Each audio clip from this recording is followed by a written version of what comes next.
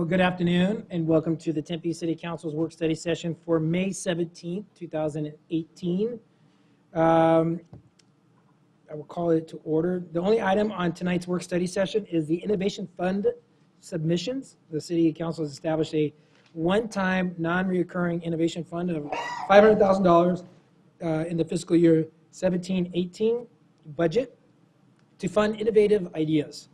Last month, at the April 26th council meeting, the City Council approved one innovation fund submittal for the Re-Entry Assistance Program, otherwise known as REAP, for about $83,000, $83,343. The remaining innovation fund budget is a little over $400,000. So tonight, the council will hear presentations from 13 submissions. Their combined request total of over $1 million. But obviously, we don't have $1 million, but that's the combined total. Each presenter will have up to 3 minutes to present their ideas. After the conclusion of the presentation, there will be time allotted for clarification and questions from the council for a total of 6 minutes. After the conclusion of all 13 presentations, the City Council will discuss and consider the proposals to determine whether or not, if any of these will be funded with the remaining Innovation Fund budget. I know we have submitted a worksheet, each council member, to look at, help us in our process, move forward. So if we do need, we will have that displayed after the presentations, if that's okay. So as of right now, I don't have speaker cards, but I'm going to go ahead and look. I'm going to go ahead and call, it's just how it's listed on my agenda, the Arizona Green Business Program. If you could come forward and present to us. Kimber, I know she's here. There she is. Welcome. Thank you. Good to see you. Very nice to see you. It's been a while since you've been back here. That's right. It's a funny story. Thank you all so much for your time. We really appreciate it. I'm Kimber Lanning, the Executive Director of Local First Arizona. This is Helene Tack. She's our Director of Sustainability Initiatives. So the Green Certification Program, I have several points I'd like to share. First of all, the program is set apart from other programs because it will enable us to bring tools and resources to the business. Many of them have expressed an interest in reducing waste, energy use, or lowering their water usage, but many of them say they don't know how, they don't know where to find these resources, and so our goal will be to work hand in hand with them to make recommendations, do assessments, of course, but then better to connect them to existing resources such as the Grease Co-op, Green Organic Composting Program that's here, public transportation options, urban forestry initiatives, waste diversion, etc. And these are existing, some of them are existing city programs that are highly underutilized. And so we feel that we could be a real important cog in better connecting businesses.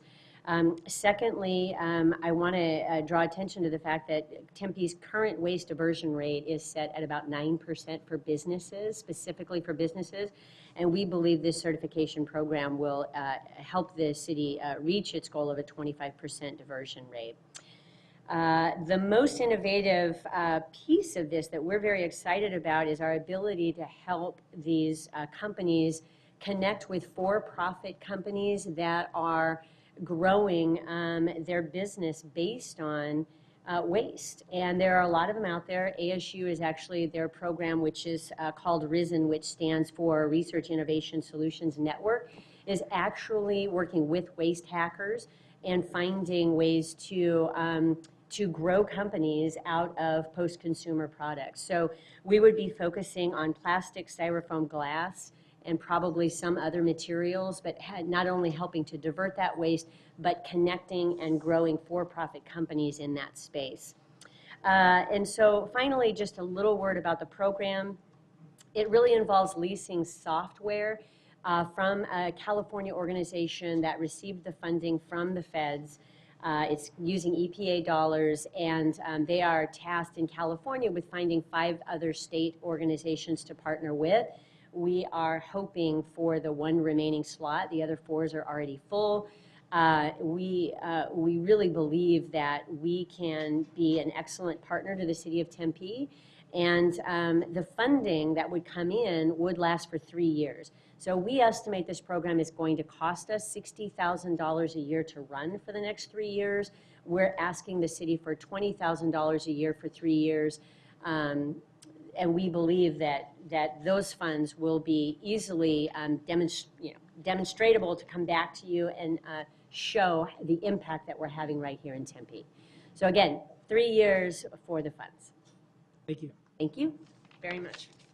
So we're going to let all the presentate. Well, should we ask the questions now or wait till after they're done? For now. Mayor, Yeah, we're going to do it now. did you want to ask clarifying questions Yeah, now while the while presenters they're are here. here? Yeah. Okay, thank you. Okay, thank you, Kimber. Does anybody have any questions regarding this innovation fund? Now, you said you're looking for 60,000 for 3 years. Correct. What happens if this is only one-time funding? Oh, it is, we're counting on being one-time funding. Okay, And so that's just with a 3-year runway, we'll be able to ramp up corporate sponsorships Okay. as well as fee for That's fine. service. I was just curious. I mean, so if we do it, then you're not relying on the second year, another 60,000, and No, third year, sir. another 60,000. Okay. No, sir. Okay. Anybody else have any questions?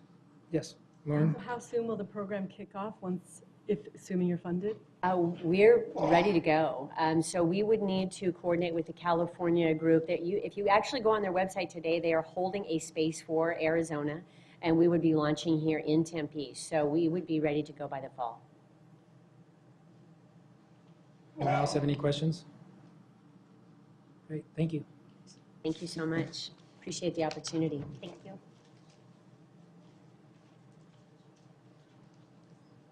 All right, next is the floating islands. Come on down. I hope I can say that. Come on down. Price is right, right? Now this is exciting. Okay. Okay, so I'll go back to this. Okay, so I'm Ann Till from Tempe, and the project is the Alameda, we're the Alameda Meadows Neighborhood Association, and Ellie's part of the McClintock Neighborhood Association. And we want to show you the floating island project concept. We have lost a lot recently. Fishing, water birds, ducks, ducklings, turtles, water clarity, and our pond has suffered, and so has our neighborhood. Chemicals and additives are typical treatments for pond water, and they don't always work, as you can see, and they won't result in fish being restocked, and they're a short-term solution being used as a long-term solution. They're not going to get our pond back to the way it was, and so they're not doing the job needed. The real long-term solution is to add more plant life to the pond, plus some circulation, and that can be done with floating islands. They'll restore the pond to the natural state by mimicking nature, and will allow us to add new plant varieties and create habitat for fish, birds, pollinators, and butterflies. Again, the long-term solution is floating islands, and we would be using man-made islands, which are fairly new technology, and they're catching on, so there's many successful examples. So it's a proven product, but it's not been done yet in Arizona. And I'm showing 2 examples similar to Sella Pond in that they had dead fish and long-term chemical use. The floating islands solved their problems, and the lakes are now clear and natural, and they have fish and habitats, and they've been deployed over 3 years with no more chemicals. So this just shows how it works. You add plants, plant roots clean the water and provide a fish habitat, and the wildlife habitat is above the surface. We need this product, or we need this, we have a lot at stake. We need this. If the project's not done, then the pond will likely never be fixed, and it's fast. Fish and habitat would be there within 2 years of implementation. And the cost is just a drop in the bucket compared to the $3 million 5-year capital improvements for this pond, which may never be done and don't allow all the issues we presented to be addressed. And floating islands would probably reduce the capital improvement costs, and it's a great pilot project and could later be used in other Tempe lakes. And there's many opportunities for community participation. The estimated cost is $55,000, but we need $7,000 now to start and complete the design and do a parks review. And we'd prefer to see the full amount set aside so we fully could complete the project. But if that's not available, we could do a partial system with less dollars because it's a modular project, so we could deploy a few now and add more later. But so phasing is possible, but not ideal, but because it would result in not as effective a system until the full system was in place. That's it. Thank you, Ann. No, thank you so much. Anybody have any questions? Yes, Councilman Granville. Questions for staff, so I don't know if I should wait till the end or do it now. Do it now. Okay. Then I'm gonna have, if it's okay, I'm gonna have you guys give up one of your chairs, if I could ask. Sure. Someone who can ask water quality questions. Okay. You might be it, Tony. You might be the guy, even if Don's not here, if there's somebody else. Why isn't Don here? There's somebody else that's a better person. She doesn't do park one. How about I ask the question, you guys can decide, you guys can, for who, you can rock, paper, scissors for it. My question is how, if we wanted to have this be part of our normal CIBP process, how would it even have been addressed or looked at within that process, regardless of how it competed? And then the second question is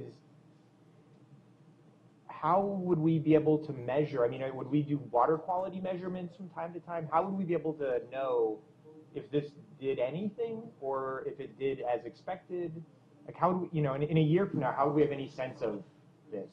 Councilman, members of the council, Tony Miano, Deputy Director of Public Works. We do have an IPM program for our lake water. What does IPM stand for? Integrated Pest Management. So we try to use an organic way of controlling algae in our ponds. Right now, our process is to use dyes. And so that's one of the things that we try to go in working with. We have a contractor that goes out. This is a really good natural way of trying to control algae in the water. Every year we have certain golden algae is in the early spring, and then in the summer our water heats up and we have a lot of issues with some of our fish that wind up. That's when you see a lot of them dying. So we work with Game and Fish, and we work with our contractor to make sure that our pond water or lake waters that we have within our parks try to meet the quality necessary. Okay, so one follow-up question then. So assuming that this were funded in this lake or some other lake, would you be able to sort of tell relative to the amount of chemicals you're using versus other lakes if it had a noticeable effect, or would it be too difficult to know? That would be something that we would work on and basically look at, if does the algae grow, do we need to put any dye in the water, or we reduce the amount of dye that we would put in there through our contractor. Okay. So this would somewhat be a pilot program to see if it actually works as a natural, It'd be a way potentially to find out if it works. We should be able to check that, yes. Thank you. Thank you. Yes, anyone else have any questions for Ms. Till? So my understanding is, looking at the information that's in our packet, the pond study for just to fund it would be around $7,000. Yeah, if we wanted to get somebody to go in and study it, do a design, and review it with the city, and we would be likely looking at like the people who do Tempe Town Lake, because they've worked with the city and they know the area, and the guy who owns the company has got a PhD in botany, so he knows about plant life in Arizona. So, and I talked with him, and he was interested in doing it. But so I thought we could have him work on the design, and then once implemented, then you could have a plan where you implemented it, just some of them, and not all of them, or you could, and then add to it. But the best would be to just implement it, but you could do it in phases, and that's, some of other places have done it that way too. But that would be like part of the design plan, and they could also address exactly what the maintenance is and what it would cost. And I've talked to different people about it, so. Councilman Navarro, Councilman Kluge, either one. Just a quick question for staff, and I don't know if you know. Do you guys know how deep that pond is?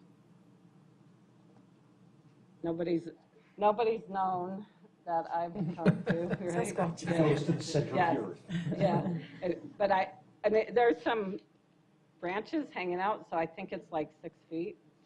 But actually, I talked to the people who do water quality at the park, and they're actually measuring that as part of a study they're doing right now, so. Okay. And the reason why I asked, I'm just wondering if the depth would hinder this going through or not going through properly, being too shallow. Well, the depth is it's good for lower depth waters, is what I've gathered from looking at the information. Like, if you had a deeper lake, you would deploy them in the shallower areas first, so. And one of the things, okay, go ahead. Councilman Cubey? So we had a conversation earlier, and I appreciate you willing to consider this as a phased project, Yeah. because we have so many competitive projects. Exactly. And there is a natural break and a natural amount of work that has to be done. And perhaps in combination with ASU, we talked about some of the challenges there, maybe with undergraduates, Yeah, but yeah. perhaps with master's students, that could be a little different. Yeah, But right. considering that there might be alternative ways to fund after, like, let's say we fund the research phase, $7,000. Then there's alternatives for funding the actual implementation of the project through maybe Marion Quarter funds combined with two Yeah. neighborhoods, or with CIP funding is something that the city, within its own purview, might be willing to take up as a cost-saving Yeah. measure Well- for its lake treatment. Yeah, the problem with the CIP program is that they've already got their 5-year budget done, Right. and we're at the end of it, Right. the stuff. And some of it's aeration, which would help this, but. Right. Well, there could be more traditional city funding just through the Department of Parks, and we could look Yeah, I mean, it'd be nice to do like 7,000 plus, do a little bit of, maybe half them out or something. Or what you can find left to do some islands, and then you can see, having some islands, you could see, what plants work and what you had to put on the edge so the ducks don't attack it. And if it was enough, then you could try that. They have a kind of a different kind of circulation method, the company that does the floating islands. And so that would be, it seems like it's pretty successful. So that could be something that really helps the combination. So. Plus, if you do them in a bigger, they said that you can combine small ones like 10-foot ones, 10 by 10s, or 10 circular 10s. Or you can have a 25-foot one, but the 25 is better because it's already together as opposed to having individuals, so. Do we, and I'm looking at my notes, but, so from a staff question, we don't have information of what it costs for Stella Park right now for the maintenance of with the lake? Or the pond, so to speak? I mean, if we don't, what I'm thinking is if we did the initial, I mean, for example, if we looked at the study and you're looking at $7,000, that study is going to provide a lot of information for us whether or not it could be part of a larger CIP process. It could not be. This determines, and if it makes sense, if it's innovative enough that, okay, hey, there could be an ROI on this. I mean, this is why we have the innovation fund. So I thought I would ask you, Don, or staff, someone can answer that question. What is it right now, the cost? I mean, other than the things that were described, that Ms. Tilla described. Mayor, Don Besser, Director of Public Works, I want to make sure I understood the question. You're wondering what kind of money are we spending now just doing routine maintenance? I think Tony could probably give you a little more detail, and probably not on the fly, so we'll come back with that to you. But it varies year to year. It depends on the different environmental conditions that we're dealing with. One of the reasons staff likes this specific proposal is specifically with our park lakes is that water quality is a big issue for us. For aquatic wildlife, the way you deal with water quality is essentially 2 ways. You look to aerate the water to infuse oxygen to help with your aquatic wildlife, and you also look to remove toxins. And this program does both, not just one or the other, and that's one of the reasons we like it. I do agree with what Tony said. It's more of a pilot. I like the idea of creating some benchmarks about water quality, about how much chemicals we're using, and then look at that over a 2, 3, 4-year period and start tracking it so we can see if this makes sense for other applications as well. But it's interesting, it's innovative, and it deals with a lot of the principles that council likes about sustainability, about the environment, about having neighborhood solutions for citywide problems. So we thought it was a good proposal. Thank you. Anyone else have any questions? Thank you, Ann. Thanks. All right, next is the Wi-Fi at Tempe Beach Park. That one's me. So actually, you know, Randy at our meeting at the Don Casano Center mentioned this sort of idea of innovation, and that actually hit me really hard when he made that comment, because I don't know why Wi-Fi at Tempe Beach Park is different in kind than Wi-Fi at the library, except that I want it, right? I think we should have it. But that doesn't make it an innovation project. That just makes it something that hasn't been on our radar to compete in the CIP. So what I'd ask is actually, I'd rather just remove this because I actually don't even think this meets our criteria, or at least my criteria anymore. But I would ask if we could get an IRS presentation from staff about what this would look like if they were to partner with businesses or partner with someone to try and roll it out in a way that they thought. And then we can sort of make a decision based on that presentation or decide to add it to the CIP to compete or not. But I just don't think it meets the innovation criteria once I really thought about it in the framework that Randy put this in, which I thought made a lot of sense. Yep. All right. Next one is the Pilot Grease Trap Assistance Program. Good afternoon. I'm Holly Rosenthal, Deputy Public Works Director for Water Utilities, and I'm here with Cassandra Mack, who is our expert in fats, oils, and grease, to talk about GTAP. Hello, Mayor Mitchell, Vice Mayor Arredondo Savage, members of the council. Thank you for considering our proposal. My name is Cassandra Mack. I am the Management Assistant for Tempe's Environmental Services section, and I run the Tempe Grease Cooperative, which is our partnership with local restaurants to effectively manage fats, oils, and grease, or FOG, which, as you know, is more than just a waste. It is a valuable resource for renewable energy generation. But we've identified a challenge, and that challenge is degrading private FOG infrastructure, what we call grease traps. Grease traps degrade easily over time, and replacing the devices can cost anywhere between $2,000 and $10,000, which can be challenging for small businesses. Over a year, 15% of our members experienced issues with degraded traps, which allowed approximately 24,000 pounds of fog to enter our sewer system, or in other words, 24,000 pounds of a highly valuable resource, quite literally going right down the drain. So between the loss of resource and the financial burden on small business, we conceptualized a solution to address both of these challenges at once. And that is what we are calling the Grease Trap Assistance Program, or GTAP. If we were to receive the $60,000 from the Innovation Fund, this would seed a revolving fund. Funds would be dispersed to members in need for 50% of the project cost, or $5,000, depending on which dollar amount comes first. Over the next 1 to 2 years, they would pay back the microloan in monthly installments at 0 interest. Payments then go back into the revolving fund to support other members with infrastructure needs. So the use of a revolving fund is very unique in its ability to leverage city funds, not to spend city funds, as the rate of repayment from previous loans and the amount being dispersed in new loans even out over time. The beauty of this proposal is that funding is a one-time investment, and it is regenerative over time, which funds more and more sustainable infrastructure investments as time goes on. Once GTAP is up and running, we estimate that we can help 24 small businesses replace degraded traps each year. From an energy generation point of view, the fog recovered could potentially produce 800,000 cubic meters of biogas. Lastly, this proposal is innovative because it addresses the challenge of sustainability buy-in, which is the idea that businesses or individuals must front costs to participate in a sustainable or innovative solution. And we see this a lot, especially when there is an upfront cost for infrastructure needed to participate. The GTAP model has been structured in such a way so that it can be adapted for other initiatives, especially for those with that upfront cost, such as gray water recovery, solar energy, and low-use irrigation. So by investing in this proposal, we can gather the information we need to expand and scale this idea to other sustainable business practices throughout the city. And by partnering with local businesses, our citywide sustainability goals become all that more within reach. Thank you for your time, and I'll be happy to answer any questions. Well, thank you for doing this. This was great. I know we did the Grease Co-op, and it's successful, but thank you for presenting. Does anyone have any questions? Yes, Robin?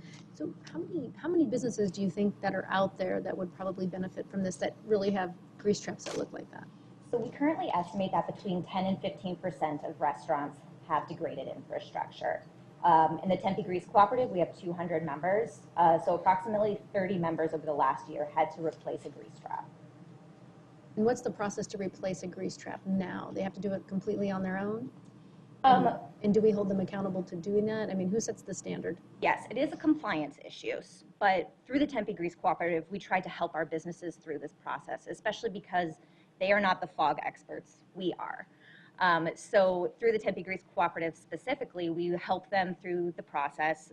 We let them know that something is wrong, that they need to get it fixed. We're also in the process of finalizing a vendor registry, which is almost like an Angie's list of services so that they can get the additional assistance. And they'll have to pull a permit, have to go through construction, go through bidding, and it usually takes a good chunk of time. Some restaurants have to shut down for a day or two, so. And what's the average cost? So the average cost, it's really hard to say because it depends on what other plumbing things are going on. Right. Usually I would say it's between 4 and 6, but if there's like major piping issues or, you know, a restaurant's been around for 20 years, they might have to have some big upgrades to get back into compliance with city code. Nice job. Great. Thank you. Thanks. All right. Next one is play, learn, live, and grow. Miss Denise. I'm just assuming it's you. Exciting. I know. She made it. Good afternoon, Mayor and Council. I'm Denise Frenchler, Senior Recreation Coordinator for Community Services. And I am super excited to be here this afternoon to talk to you about the Playmobil. So we all know that active and healthy kids are happy kids, but research shows that they're also great students. They get better grades, they're more engaged, and they grow up to be well-rounded community members. The U.S. Department of Health and Human Services established guidelines stating that youth need at least 60 minutes of physical activity per day. There's been a lot of attention paid on creating programs to help youth reach this goal. However, the fact of the matter is that our youth are just not getting enough physical activity. There's been a rise in unhealthy habits and an increase in disengaged youth. We have nearly 17,000 K through 8th grade students attending school in Tempe, and at least 20% of them are unsupervised after school. National statistics show that there's an increase in negative juvenile behavior between 3 and 7 p.m. They're more likely to commit a crime, become a victim of a crime, or experiment in risky behavior. Tempe has many awesome after-school opportunities. The Playmobil program has been specifically designed to target and reach the students that are not participating in those programs. The Playmobil is going to provide the opportunity for everyone to play despite their ability to pay. We're going to activate Tempe parks with programming 4 days a week after school, and we're going to target the underserved and disadvantaged populations across the city. To complement our vast recreational offerings, the Playmobil is going to include activities that are going to promote literacy as well as arts and cultural engagement, and the Tempe Police Department is going to participate to help build strong community connections. By providing free, structured programming after school, we're helping to reach Council Priority 1.18. The outreach ambassadors are going to share information about Tempe's programs and services while serving as mentors and positive role models, helping to reach Council Priority 2.21. And by targeting the underserved communities within Tempe so that they too can experience community services programming, we're helping in reaching Priority 3.17. We'll implement a multi-touchpoint campaign targeting parents, teachers, students, community members, neighborhood associations, park visitors, and more so that Tempe residents will know when and where to go to experience fun and free after-school activities. We met with our peer cities, Phoenix and Mesa, both of whom offer mobile recreation units, as well as research national programs to determine best practices. Our goals for year one are to engage with 3,000 youth and to receive a 90% satisfaction rating from our participants. While we've provided budgets for both a 1-year and a 3-year pilot program, ideally we want to implement a 3-year program. That's going to give us time to build trust in the community, attain our success measures, and acquire funding through grants and donations so that we can make this program sustainable. National research shows that for every dollar invested in after-school programming, you save at least $3 by increasing in kids' learning potential, kids' performance at school, and by reducing crime and juvenile delinquency. So now that you guys know more about the awesome Playmobil and how it's going to have a positive impact on both our youth and the community at large, I'm ready to answer any of your questions. Thank you. Right on time. Yeah, Shark Tank. Yeah, Shark Tank. Oh, I feel like it. You did. That's an I innovation wanted to fund. say That's that, good. but that would be kind of bad, right? You're going to Good. demonstrate your product? Greg, you should have had music. You know, What's your evaluation at? Robin? What's your evaluation? yeah, Denise, nice job. I I'll take mean, 20%. I think anytime we can reach our kids is always a really positive thing. I'm wondering though, you say 4 days a week, and what are your expectations of different locations? How does that work? Is it one location per day? Is it multiple locations a day? That's a great question, Vice Mayor. Actually, what we're Thank looking you, I kind of thought it was pretty good. Oh, What we're looking at- tell me that's where this is not good. What we're looking at doing is establishing 8 parks that we're going to go out and visit. And again, those parks are going to be across Tempe in our underserved areas.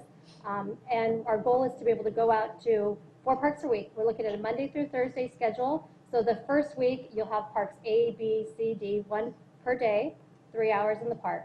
The next week, you're going to go visit park E, F, G, H. The third week, you go back to your A, B, C, D. So this schedule is going to be very easy for people to follow. It's going to be promoted, highly promoted, so everyone knows where we're going to be and what we're going to be doing and offering. Councilman McGuire? So time of day, After school, between 3 and 7, that's the peak for the negative juvenile behavior, so we actually are looking to go out there. It will be obviously based on, depending on the school that's near that particular park that we're going to go to, we'll coordinate it with the time for when school is going to be getting out. Robin? So I know you mentioned in your presentation about working on the kids that aren't already engaged in an after-school activity. How do you identify those kids? I mean, what do you think? Is that going to be a challenge? I mean, obviously we know who's in Kid Zone, Right. or maybe those kids that are participating in Boys and Girls Clubs. So we know the kids who are going to after-school programming. What we're going to do is we're going to be working with the teachers at the school districts to identify the kids, because they know the kids that are not attending after-school programming. So we're going to be working with them to establish where there's the greatest need. And obviously where those kids are going home and they are unsupervised, so that's where we're going to be targeting first. My last thing is, I would just mention that it would be great if, you know, like, I think because our, the music in the parks has been so successful, like on a weekend, and maybe if this gets funded and moves forward, to be able to do something like that, maybe quarterly, to get, I think, the entire community excited about the opportunity to, really spread the word a little bit would be great. So that's a great idea, Vice Mayor. Actually, what we're planning to do, once we acquire the Playmobil, our goal is to be able to take this vehicle out with our outreach team and go to things like movies in the park, go to arts in the park. When there's a park opening, we'll be able to be there as well. We can coordinate that anytime that we are not committed to being in the park, which right now is looking at the Monday through Thursday, 4 days a week. Councilman Gramble, then Councilman Shapiro. Thank you, Mayor. So I swear I read this, but I was never able to figure out what was in the van. If it was like stuff for ultimate frisbee or baseball or softball or flag football, I never was able to really figure that part of it out from reading it. So mobile recreation units are very popular. They're across the nation right now, and there's a variety of different things that you would take out. So you're going to want to take out things that are both for structured play and unstructured play. So we can have things in there like giant Jenga. We can have things in there like tug-of-war ropes. We can have flags for flag football. Basketball is just that we can loan out so the kids can play basketball if we're at a park that has a basketball court there. So there's going to be a variety of equipment. We're actually going to be meeting with our teams to find out what they would like to see in there. Councilman Shapiro? Mayor, I love this idea, and to Councilmember or Vice Mayor Redondo Savage's points, it seems to me like if you're going to invest in the overhead and the infrastructure of getting all this equipment and the vehicle, et cetera, that you would want to implement it as often as possible. You want this in use. You don't want this sitting in storage somewhere. In terms of the vehicle, I guess, I don't know if there's anyone here who can answer what our current vehicular capacity is, if there's a way to do this with an existing vehicle that the city has rather than purchasing. I don't have an answer for that. Have you? Craigslist. No, and I hear what you're saying. We have. Do we have a vehicle already that the city owns that could be used for this rather than purchasing a new vehicle? Yes. Other cities on. Andrew? We'd have to look and see what in the inventory of vehicles we have that we could repurpose or ending. I mean, because my concern would be you wouldn't want to just take a vehicle that's ending its useful life and put it to this purpose if it's already ending its life for one purpose. We'd have to have a discussion and see if that's a possibility. What size vehicle would we be looking at? Would it be Low mileage sort of request, right? It's Yeah. like 2 miles there, 2 miles back every day. Sure. But it would need to have sufficient capacity. That would probably have to be enclosed in something that could store stuff 24/7. I couldn't imagine taking it in and out every day. Right. That would be my.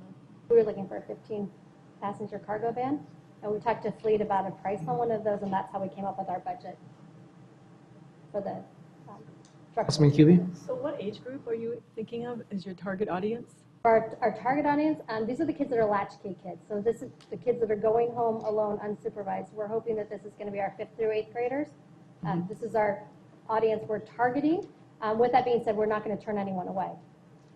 So if they're unsupervised, would there be an issue of getting them to and from their homes, or would the parents that maybe not feel comfortable with their kids who are unsupervised getting to the park back and forth?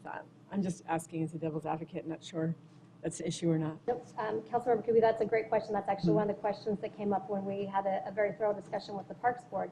And we did talk about that. And that's why we're selecting 8 parks that are located all over Tempe. So then that way we're going to be close to that, hopefully, in those 2 weeks, we're going to be close to that child's home. So they're not having to travel too far to get to the park. We have a park within a half mile of every Tempe resident. Councilman Navarro? Okay, just for clarity, the percentage of kids we think we might be hitting, do we have that, or we're just waiting for that percentage to come back from the teachers? We don't have that. You're absolutely correct. We know that there are 20% from national statistics that are saying that they are latchkey kids. We don't have the percentage of how many we'd be targeting. We would be working with the school district to identify them. Yes, So Lauren? you mentioned that you thought a smaller time frame than 3 years might suffice to show proof of concept, to show that it's a good Yes, program? that's why we were asking for the $180,000 to fund the 3-year program, so that we would be able to meet those goals and then be able to go out and find additional funding to make this a sustainable program. Because there will be reoccurring costs every year for staff time and for materials, but that's what we're looking for other funding sources to make it sustainable. Such a good idea, but that's 40% of our, Yeah. of all of the innovation funds. That's where I love the program, but I stop at the price tag a little bit. That's why we put a 1-year option in there too. Yeah. Do you have information, if you don't have the data, then how did you know to come up with this idea? Wait, I'm sorry. Do you have the data that there's that population that's not being served? Is that why you came up with this? Because, okay. We. Because you just said that you have to go consult with the teachers to find out which To individual. identify Mayor, we would want to meet with the teachers to identify the areas where we would then select the parks so that we're in the right area. But there definitely is a need for this program. You had the national average, but what does that look like in Tempe? Do you have any idea?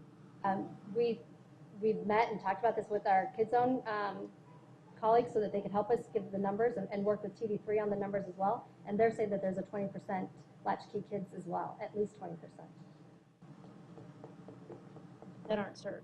That aren't served, that are going home, unsupervised. They're saying that 20% of like Tempe L is what do they have, 13,000 students? Right? about a little over 13,000 for Tempe L. And then we added the Kyrene schools, the Tempe schools that are in Kyrene, and we looked at their numbers for who's going to Kids Zone as well as their Kyrene Kids Club. And that's how we came up with that number. Okay. And again, that's only public schools with the 2 districts, not private or charter. Schools, not private schools. but Home understood. schools. Okay. Good point. Thank you. All right. Next one is Career Ready Tempe.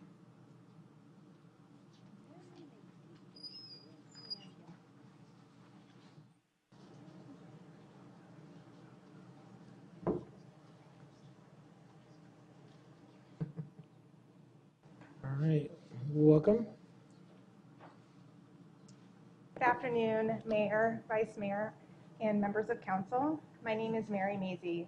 I'm a social services supervisor with the city's Human Services Department in our Education, Families, and Youth Development section. With me here today are my proposal partners, Ann Gill, President and CEO of the Tempe Chamber of Commerce, and Joe Bushbacher, Economic Development Program Manager with the city's Economic Development Department. Thank you for this opportunity to share our idea for Career Ready Tempe. Career Ready Tempe will bring together the human services, education, and business community to support college and career readiness for Tempe's youth, develop the talent pipeline for Tempe businesses, and align the city's workforce needs. The 2-year pilot will pair 40 low-income high school students with Tempe businesses that will provide skill development through a paid internship. Internship placements will be focused on fields with talent gaps so that students can explore career pathways that meet Tempe's industry demands. Advanced business services will be the sector targeted first, with future years to include additional industries that align with the city and chamber strategic plans. In addition to the workplace coaching that students will receive from Tempe businesses, youth will also be paired with one of our College Connect Tempe mentors, who will provide soft skills coaching, connect students to career and technical education programs, and assist students with applying for post-secondary education, whether it be a certificate or college degree program. This proposal supports the Council's strategic priorities of quality of life and financial stability and vitality. It will impact the city's performance measure relating to high school graduation rates, as well as a performance measure related to the Tempe Achieve 65 initiative. Additionally, it will contribute to the city's economic vitality by increasing the supply of local talent for Tempe businesses. Our proposal is supported by the Tempe Mayor's Youth Advisory Commission, the Tempe Community Council's Commitment to Schools, Youth, and Families Committee. The program is also in alignment with recommendations from the 2017 and 2018 Tempe Youth Town Halls, where students suggested providing youth with internships at Tempe businesses, offering job skill development opportunities, and then connecting students with mentors for college and career planning. At a recent Tempe Achieve 65 meeting, partners from varied sectors, including the business and community and education sectors, identified the need to bring all the elements of this proposal together in order to meet the demands of our current and future economy. With Career Ready Tempe, the city can fill that gap as the convener and make all those critical connections. On behalf of the city's Human Services Department, Economic Development Department, the Tempe Chamber of Commerce, and our city's young people, thank you for your consideration. And Jill and I are now available to answer any questions. You are, and the mayor has left the building. Vice So, Mayor. the vice mayor is in charge. Is there any questions? You got a question? Lauren? Just how will the students be selected? How will the recruitment be made? Yeah, so we're going to be targeting specifically juniors and seniors that are in high school that are low-income students. We'll be working with the high school district, as well as EVIT, in order to determine students who maybe especially don't see a college or certificate program being for them. You know, recently we were at a focus group with some high school students, and we were asking the students, what's your dream career? And many students can identify anything beyond retail or fast food. Not that those aren't quality jobs, but in terms of career planning, they weren't able to identify We're that. not talking to EVIT students when you have that conversation. No. Oh, sorry, mayor's back. Mayor's back from out. Yes, Councilman Granville. I don't know if this is too much in the weeds or not, but how would you get, do you have any thoughts on how you're going to get students to and from their work? Because often if you don't, one of the barriers to getting a job outside of the fast food restaurant you can walk or bike to is you don't have a car to get you to the job that pays, you know, $15, $18 an hour. We're hoping that we can also utilize the city's youth transit pass as an opportunity for students to access those places of employment, as well as the Orbit, hoping that we're partnering with those local Tempe businesses that are in their community as well. Exploring other options too for funding if needed. Joel and David. How do you, the first year, how do you measure what the success is, or does it take multiple years before you find out the success of the program? So in terms of looking at success, we would be looking at students that were able to increase their soft skills, as well as applying for colleges or certificate programs, getting feedback from the businesses about how it worked to host a youth, what kind of innovations they saw from those youth workers, and then really using those couple years of the pilot to get buy-in from the local business community too about why it's a win for them in addition to the students, and looking at some of those process outcomes like how many hours to offer a student internship, what hours that for sustainability we could have a program that is really smooth running and can be sustained by our community partners and businesses. David? I love this idea, and I think I would love to see it implemented. I just have two concerns about that implementation. One is placement. It's something that seems like it would be really easy, but having worked at the institution that places more high school students in internships in the East Valley than any other organization, I can tell you there are a lot of challenges. You would think it would be super easy, that businesses would love to just take on an intern, especially if somebody else is paying for it or if it's unpaid. But we try to place unpaid interns and externs all the time, and it's incredibly difficult because most businesses see it as like an encumbrance, as a negative to have someone around that's a high school student. And they think of high school students goofing off and not really contributing to the work environment. So have you thought through those challenges or consulted experts in this area on how to overcome those challenges? Yeah, and I think that's one reason why the project coordinator is so important for this role, because they have the experience to put together this type of partnership, making sure they're the liaison between the business as well as the student, so they each have somewhere to go to and they can help convene what's happening. But also on our end, we're educating the businesses as to why it is important, because sure, we're going to fill a job right now, but we're looking at a strategy to make sure that Tempe is viably has their pipeline for the future, and that's what's important. And they know that there's the gap, and if they can make a difference to fix that gap, they're all in. We had a roundtable with 30 businesses just a few months ago, and they want to know more about how they can be involved and help make a difference, because there's this disconnect between what's coming out of the schools and what the businesses need. So we want to be able to solve that problem and have a successful, innovative pipeline for the future for Tempe. What do you envision, and then I'll talk about my second challenge. What do you envision what type of person do you envision the coordinator being? Like, what experience do you imagine in that person's background that prepares them for this? So, Councilman, Mayor, and other members, I would just say that we look at that person needing to have a balance of experience working with businesses and working with youth, so that they're able to bridge the gap between the two, communicate with both, and keep the program moving smoothly. Right. Okay. They've worked maybe in education a bit. They've worked in implementing youth programs in the past, right. And they've done outreach with businesses as well. And okay, so the other concern I have is with the sustainability, given that it's a sort of one-time innovation fund, and one of our criteria was, focusing on pilots that would then be sustainable on their own.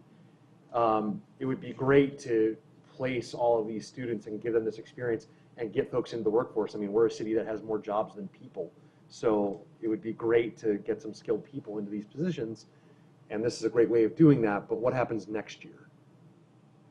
So there's an opportunity through our foundation. We have a 501c3 foundation through which we can operate workforce development programs through that mission of the organization. The Chamber has done workforce development in the past, and with the chance to have this pilot and engage the business community, we already know that there's interest out there, but to gain their sponsorship and support for the corporate growth and prosperity for Tempe, there's already interest out there, and if we can show them what we can do, we can have buy-in for that. So do you imagine just the businesses who participate, who accept interns, contributing to that, or sort of all businesses within the community contributing to this fund?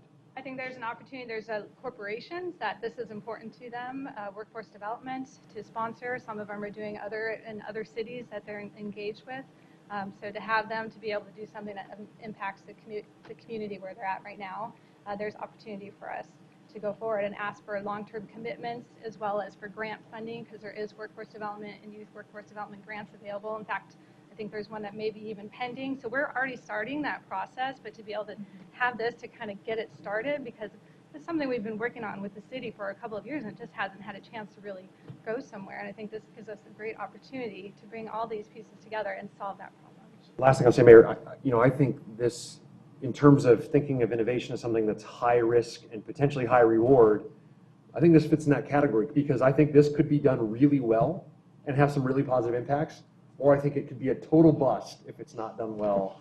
And I've seen sure it's done well. I've seen total bust in this, like, trying to place externs thing, because in some industries it's just incredibly difficult. But I really encourage you to work with the education partners, because there's folks out there who do this as their profession, and I think it could be really great.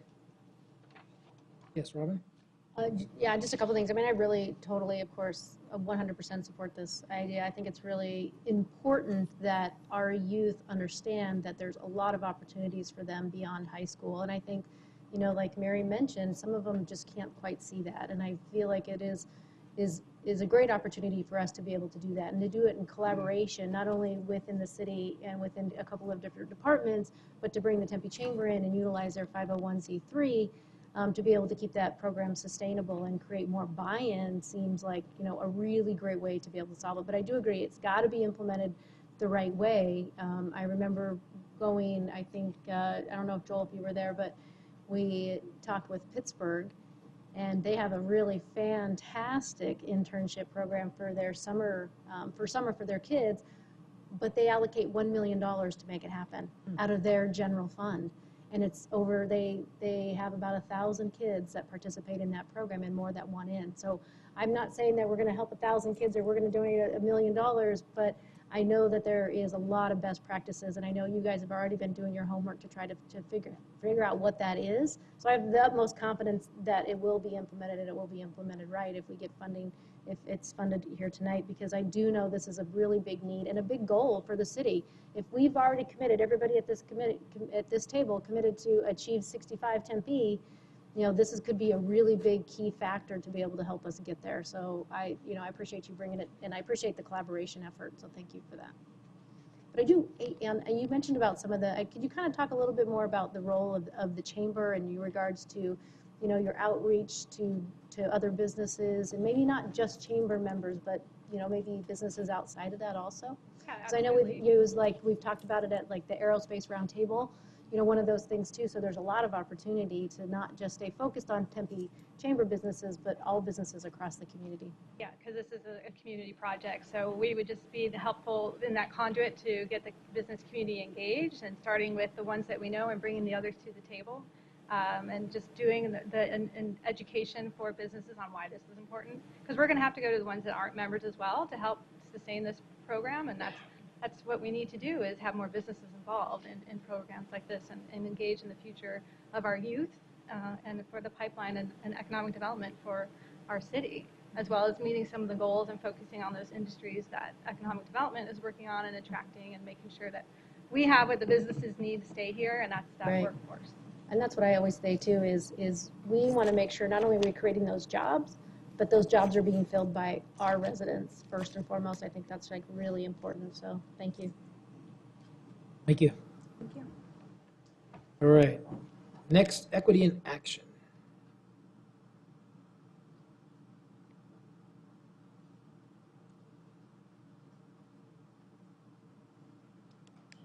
Hello, Shauna Warner, Neighborhood Services Manager. Braden Case, Sustainability Program Manager. And we're very excited to be here today to talk to you about equity in action. And this is a proposal that would create a framework to measure equity in both process and outcome. Our partner in the proposal is Vitalist Health Foundation, and they have a definition of innovation that we really felt fit the project, especially when you're looking at addressing a societal issue. And that is that it is a breakthrough in addressing a community issue that is more effective, equitable, or sustainable than our existing approaches. The proposal does help us increase our performance measures related to achieving ratings of very satisfied or satisfied with the feeling invited and welcome to participate in decision-making processes, as well as under quality of life 3.13, and achieving a score of 100 on our self-assessment tool for disability social inclusion. So the city currently is out there providing a variety of ways for our public to engage with us, and proactively seeking and encouraging their involvement and their input. So why do we need innovation? What this proposal would really do is help us build that capacity as city staff to get through those barriers that your racial, cultural, socioeconomic status might present in engaging in these public processes, to really help us be intentional in overcoming some of those and being able to achieve equity in what we do. Just as an example, kind of when you're looking at the spectrum and looking at this layer or level of equity, is for one of our park planning projects, Spa Park, which is in a CDBG eligible neighborhood. We had 6 people come to planning meetings and over 100 come celebrate that opening. You know, how do we bridge that gap to make sure that those underrepresented voices are part of that income and being able to measure how that worked? So we had one city colleague that found a quote recently saying that the diversity is being asked to a dance. The diversity is being invited to the party, inclusion is being asked to dance, and then she added, equity is having your dance moves and songs added to the line dance and the playlist. So the question is, what do we get out of that infrastructure if we go from that 6 people that came to that original engagement and that 100 people that showed up to the celebration? What input are we missing? Would we have shade trees at different places? Would we have ramadas at different places? Would we have extra park amenities that we're missing? Because there's that gap in engagement, we're potentially having a gap in some of our programs and infrastructure. So the idea of this program is to help have 5 social justice nonprofits that would help us inform and recruit residents in partnership with the city. It would create a lasting framework that we can use as part of our manual moving forward in public engagement. And then it has a component that allows these social justice nonprofits to have demonstration projects that show change and make that real. Here's our budget, and we'll ask any questions you have. Like the process. Anyone have any questions? Yes, Lauren. Why is it innovative and necessary? Thanks. So that just was teed up. I'm just saying, it's a softball this big. So our colleague Lauren with the Keeler brought the city of Portland here. There's cities around the country that are doing these type of equity councils and making sure equity is part of planning. We don't have that in Arizona yet. So that's why the Vitalist Foundation is so interested in partnering with and providing those matching funds, because we have the opportunity to be the first city in Arizona to have this type of equity in action program, and it's really an opportunity for us to show leadership in the state.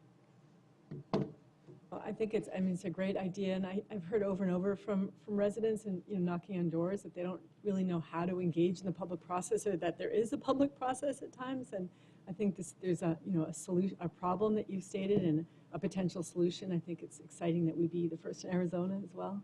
So thanks for bringing this up. Robin? Can you just talk a little bit about the difference between the option A and the option B? Yeah, so basically the idea is that there'd be less money for the implementation projects. So option B would have, option A with more money would allow a pool of money that all the social justice organizations could identify one extra larger implementation project. Option B has less money, which just allows for smaller implementation projects to happen.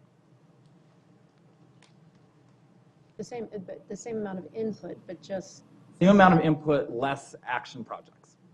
And the idea really is at the end of that, or hopefully the partnership with the social justice nonprofits continue, but at the end of that funding cycle, is that you really do have those tools to be able to go out and really embed that in any of what you're doing and in your engagement, in creating that a tool to measure equity against your current policies, what you're doing, how does that impact certain populations with an equity lens, and so that you do still have that continuing by fully funding that partnership with the social justice nonprofits.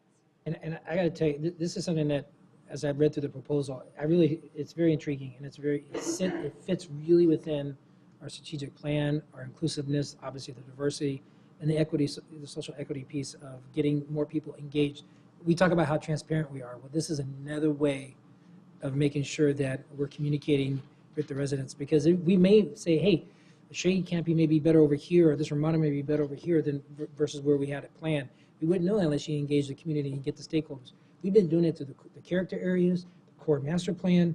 This just kind of makes sense for what we're looking at and really in the vision of the community, and as we move forward with the communication process. Councilman Granville? So one of the things I struggled to figure out with this as I went through it, and I think it's fair to say, and you're hearing this from all of us, that every council member wants more people to provide feedback, right? Because we just make better decisions. The biggest problem we often make is we don't know what we don't know. The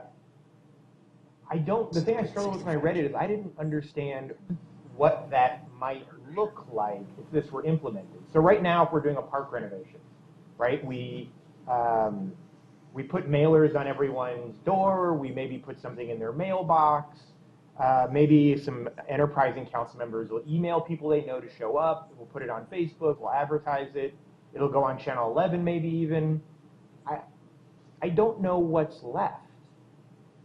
And so what this really does is the social justice nonprofits have a expertise, a relationship, kind of that understanding for some of those underrepresented voices that might not feel comfortable coming and talking to a council member or showing up and talking to city staff, and helping us to understand in Tempe, because it's different everywhere. We have some examples of what's worked in Providence or Portland, but really getting to know Tempe and figuring out what exactly will work for us to get some of those voices to the table. And it might not be in a come talk to us in a park setting. It might be in a different, maybe one-on-one. We don't know what we don't know. And so the idea is that's what social justice nonprofits do, is they're working with underrepresented communities, underserved communities, and getting past some of those barriers to coming to talk to the city about any of our processes. Okay, thank you. All right, next is the Low Impact Development Handbook.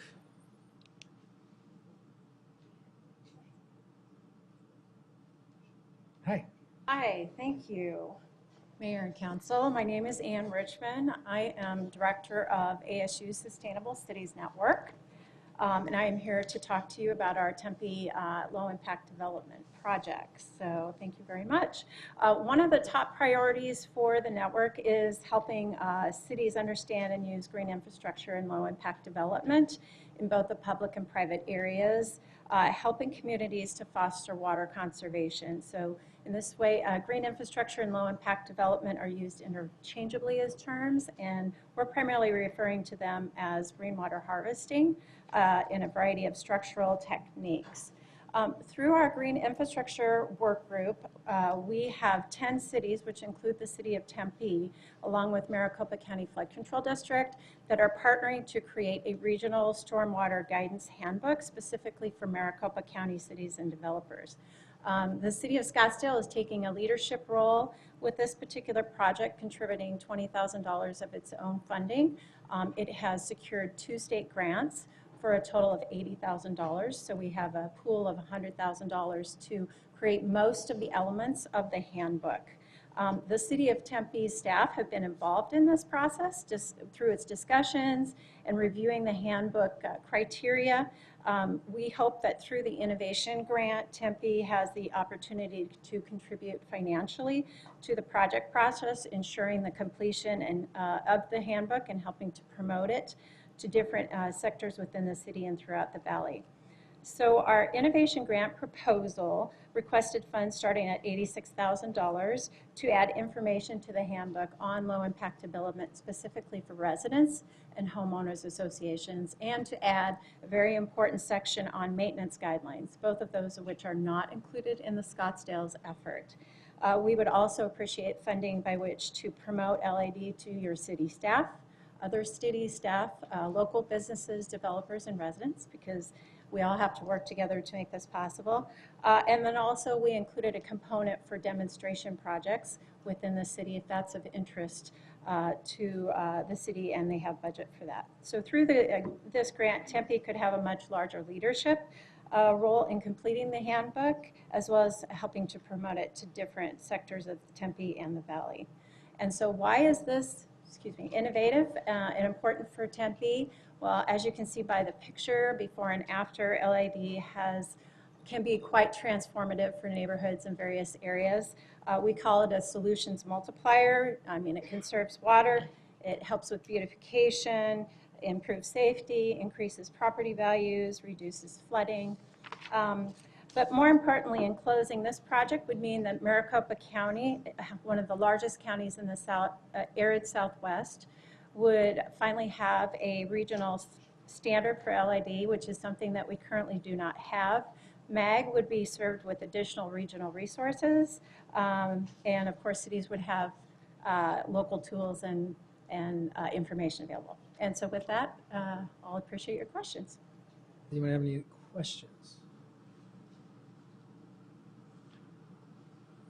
Yes, David. I'll just make a comment. I mean, of all of the projects, the one thing that I really liked about this one was this is truly one time. I mean, there are pieces to this that could be ongoing if you wanted them to be, but the reality is that the one-time expenditure could have lasting and long-term impacts.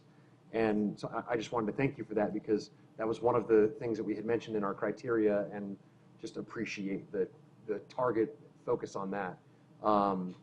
That's it.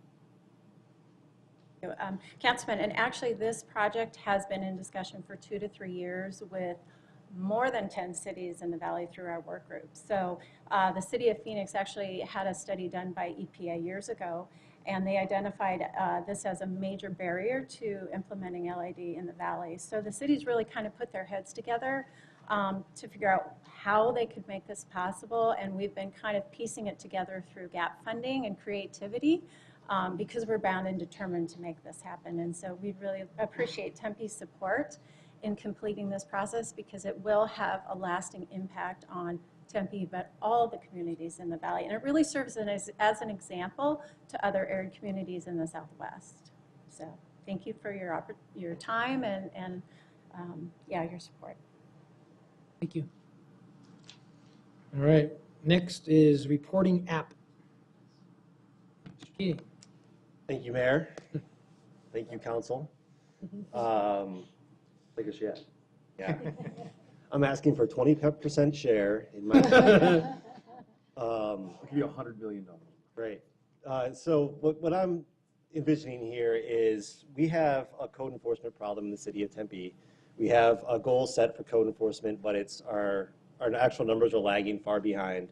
I would like to outfit a select number of recycling and garbage trucks with a tablet, same size as this, that would have, where's my, will you hand me the clicker? It's not.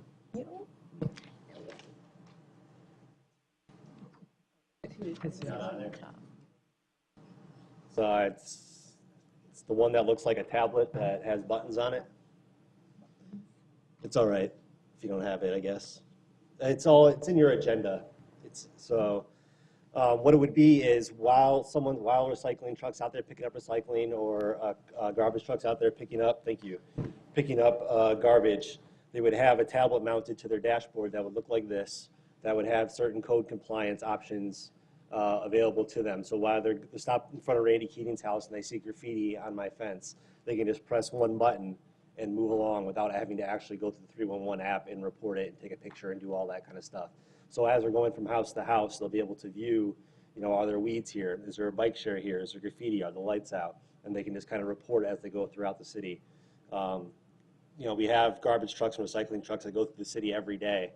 So we could easily start, chasing down some of these code enforcement problems and, get our goal up there a little bit better or get our numbers closer to our goal.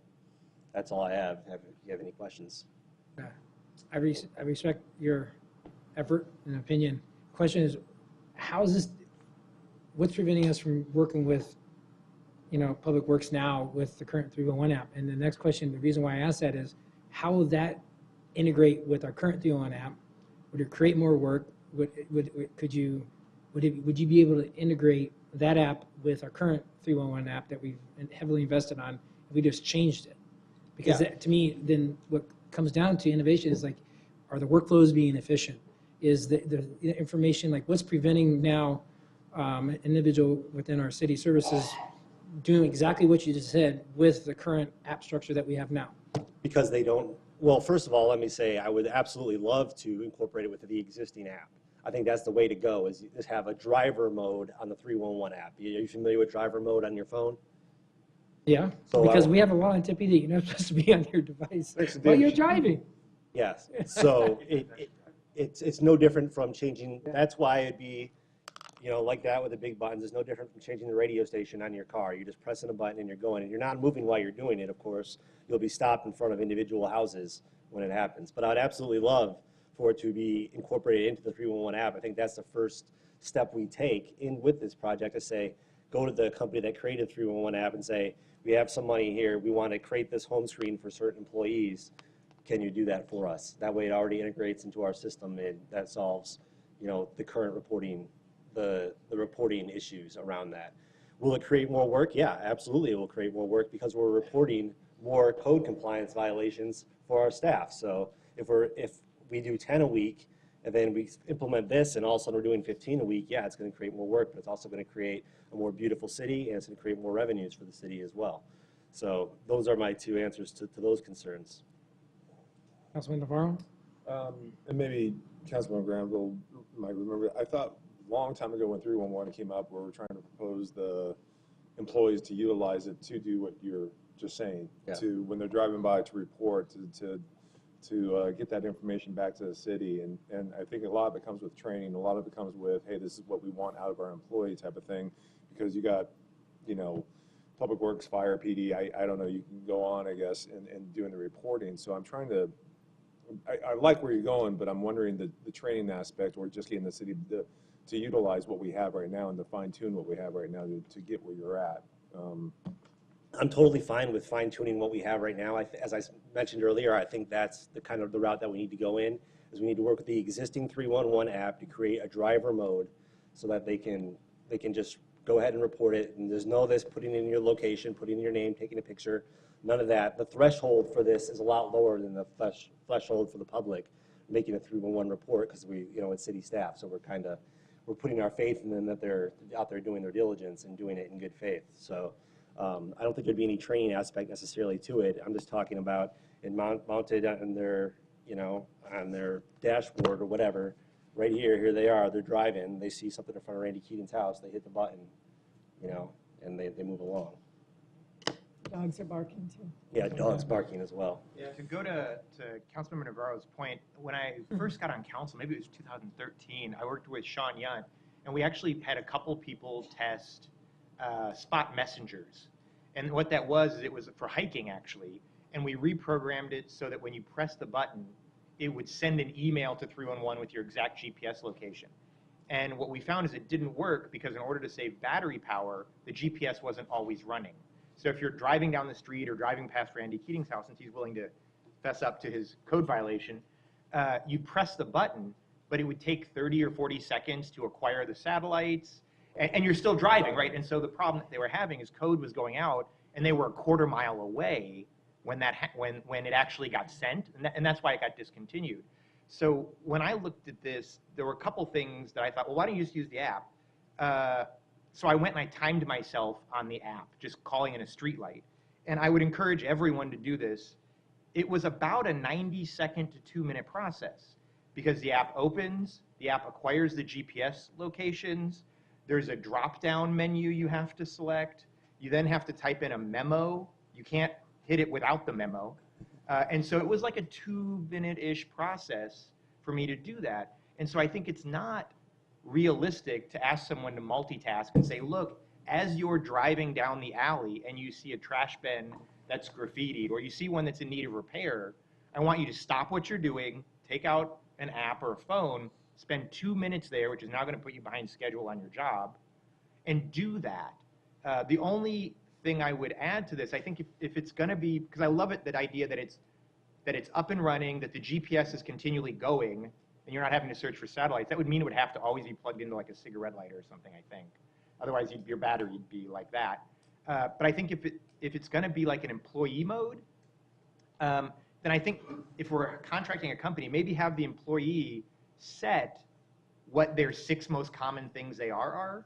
So maybe the trash person sets it for a new trash bin as one of their big buttons. Graffiti is a big button. But maybe if another group says, look, what I really see are the grid bikes everywhere, they could then, so your 6 buttons might look different based on the kind of job you're doing and the kind of place you are every day. So I have a lot of ideas about what That's all to be turned later, yeah. Yeah, to be figured out later, but I thought that the good process would be that the button's size is relative to the amount of times that you're using it. Oh, that's a so great point. we could fit more buttons on there rather than just 6 or 7 or whatever. We could have a dozen buttons on there, and if it's graffiti, graffiti comes up big, and then I can just. Candidly, I would want to use this because there are lights out on Rural Road right now. I would absolutely I'm sure use you it. would love using this. And the one You're in gonna have front it on both sides of your the one car. in front, yeah, it'll be like a heads-up display. Like Mount Carmel right now has had a street light out in front of their place forever, and the only reason I haven't called it in is because I'd have to pull over to the side of the road and open the app and do the thing while I was at the GPS location. And so it's been like a month I haven't called in their street light. All right.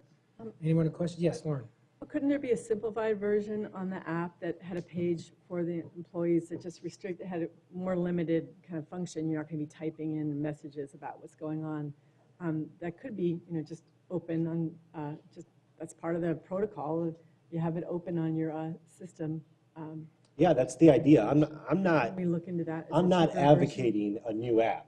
I think a new app is a bridge too far to go for this. I'm advocating a rework of the existing 311 app to include either employee screen or a driver screen or something that makes it look like this and provides that functionality of one touch, light out at this GPS coordinates, graffiti at this GPS coordinates, and sends that automatically into our 311 system. Anybody else? All right, thank you. Thank you. All right, next is youth-generated placemaking.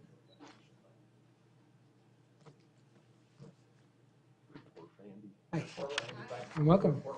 That ball would be huge. Yeah. My name's Priscilla Nelson. I'm a Tempe resident, and I'm also director of the School of Geographical Sciences and Urban Planning. And I want to talk to you about a project around youth-inspired placemaking. So in urban planning and placemaking, there's some voices that tend to be louder than others. And youth are often a voice that we don't get to hear from as much as we might like.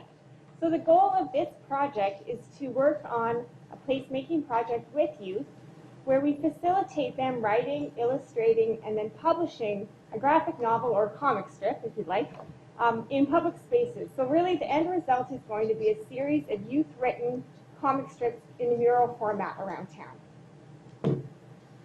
And I put this proposal together with Dr. Jessica Early, who is a English professor who works in writing and works a lot with Tempe youth. And so she would lead the writing workshops in schools around Tempe.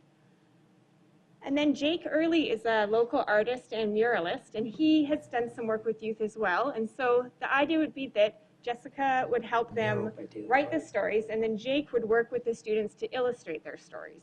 And then at the end of this, we'd have some kind of gallery where the students would get to show us their work and vote on which ones they wanted to see go ahead for muraling. And then we work with the City of Tempe staff to identify some good locations for setting up these murals. And the idea is not just that we have a few murals around town, but I think it could be really exciting to make it an activity. So there's actually quite a bit of buzz in the regional media about murals around the region. And it would be great if we could create kind of a feeling that Tempe is a place to come and ride your bike between the murals or take transit between the murals as an activity for tourists and residents. So the final step is mural installation, which we would pair with some kind of opening event. And then also we would use the skills in the School of Geography to create some maps that show kind of the routes between and showcase some of this work. So I like this project for a bunch of reasons. One is it really scales. So we can do this kind of as a pilot, but if we succeed in creating a voice for communities that we don't always hear from, there's a lot of other communities that might like to participate in something like this. And also, I haven't heard of any other city doing this type of placemaking. So I think it would really allow Tempe to be a leader nationally in demonstrating how you can create a voice for a wide range of people. And then I think it also creates some opportunity to get skills to students and to provide them with some arts and writing support that maybe would benefit the schools as well. Okay. Thank you. I got to tell you, just the murals, we went to Lauren and I were at the opening of Daly Park, and it was truly amazing. It was mind-blowing. This is exactly the pictures that you've shown. And this almost kind of fits in with an arts master plan that we just completed. As we look forward regarding the arts tax, there could be an opportunity there if something doesn't happen with this, but there's additional programming that could happen throughout the city. So this is really cool. Thank you. Anyone have any other questions? I liked it. It was good. We also have additional arts grants Yeah, we do. where this might really come into play Would it not meet the, there's so many competitive and so many great proposals tonight, but there's a lot of opportunities, I think, for this amazing project. Thank you. Thanks. All right, next is the wastewater data analytics. Sounds innovative. Wastewater data analytics. All right. The engineers have arrived, but we didn't come up with a title. Sometimes the title's important. Good afternoon. My name is Adam Gushkari. I'm a Tempe resident and a postdoctoral researcher at Arizona State University. My name is Wolf Howden. I'm a professor at Arizona State University, and I live in Phoenix. First of all, I'd like to thank you. The leadership of Tempe, your home of ASU, the most innovative university in the United States, several years running now. How do we become the most innovative place in the future? And how do we give you something that you get addicted to? I answer those two questions by talking about the problem we have in America, drug abuse. And we know we have it, we don't like to talk about it, and we are often not honest about our behavior. But it is something that affects our health and all the parameters with which we gauge the wellness of our community and our city. And we're all familiar, if we want to find out about our health, we turn to urine and stool as two species that we can analyze with a clinical lab, and we find out what's wrong with us. We propose here to do the same for the city. We will take all your urine and all your stool, mix it all together, and we find out how much coffee you drank in the last 24 hours and how many drinks you had in the last 24 hours. Take substances. We will never know who was there, who contributed. We will not know your name, but we will know your behavior. We will take a profile of your health. So you can put the P into Tempe. Are you staring them down as you're telling me this? This is a test. This wasn't Big Brothery enough. This is a high-risk, high-reward process. We're going to learn a few uncomfortable things, and we're going to get a lot of information that will ultimately save lives. The metrics here are not better. This is about how many lives we can save. Let me show you how this works. You're all familiar with clinical analyses, so you take your poop and pee sample and you go through the chemical analysis. We do the same. It gets mixed with various amounts of water. We subtract that by just measuring the mass of stuff and dividing it by the number of people. Then we have a dose. So many drinks per day of coffee, of alcohol, so many cigarettes. We are pretty good at this. We've done this for 15 years, over 300 chemicals in over 200 cities in the US.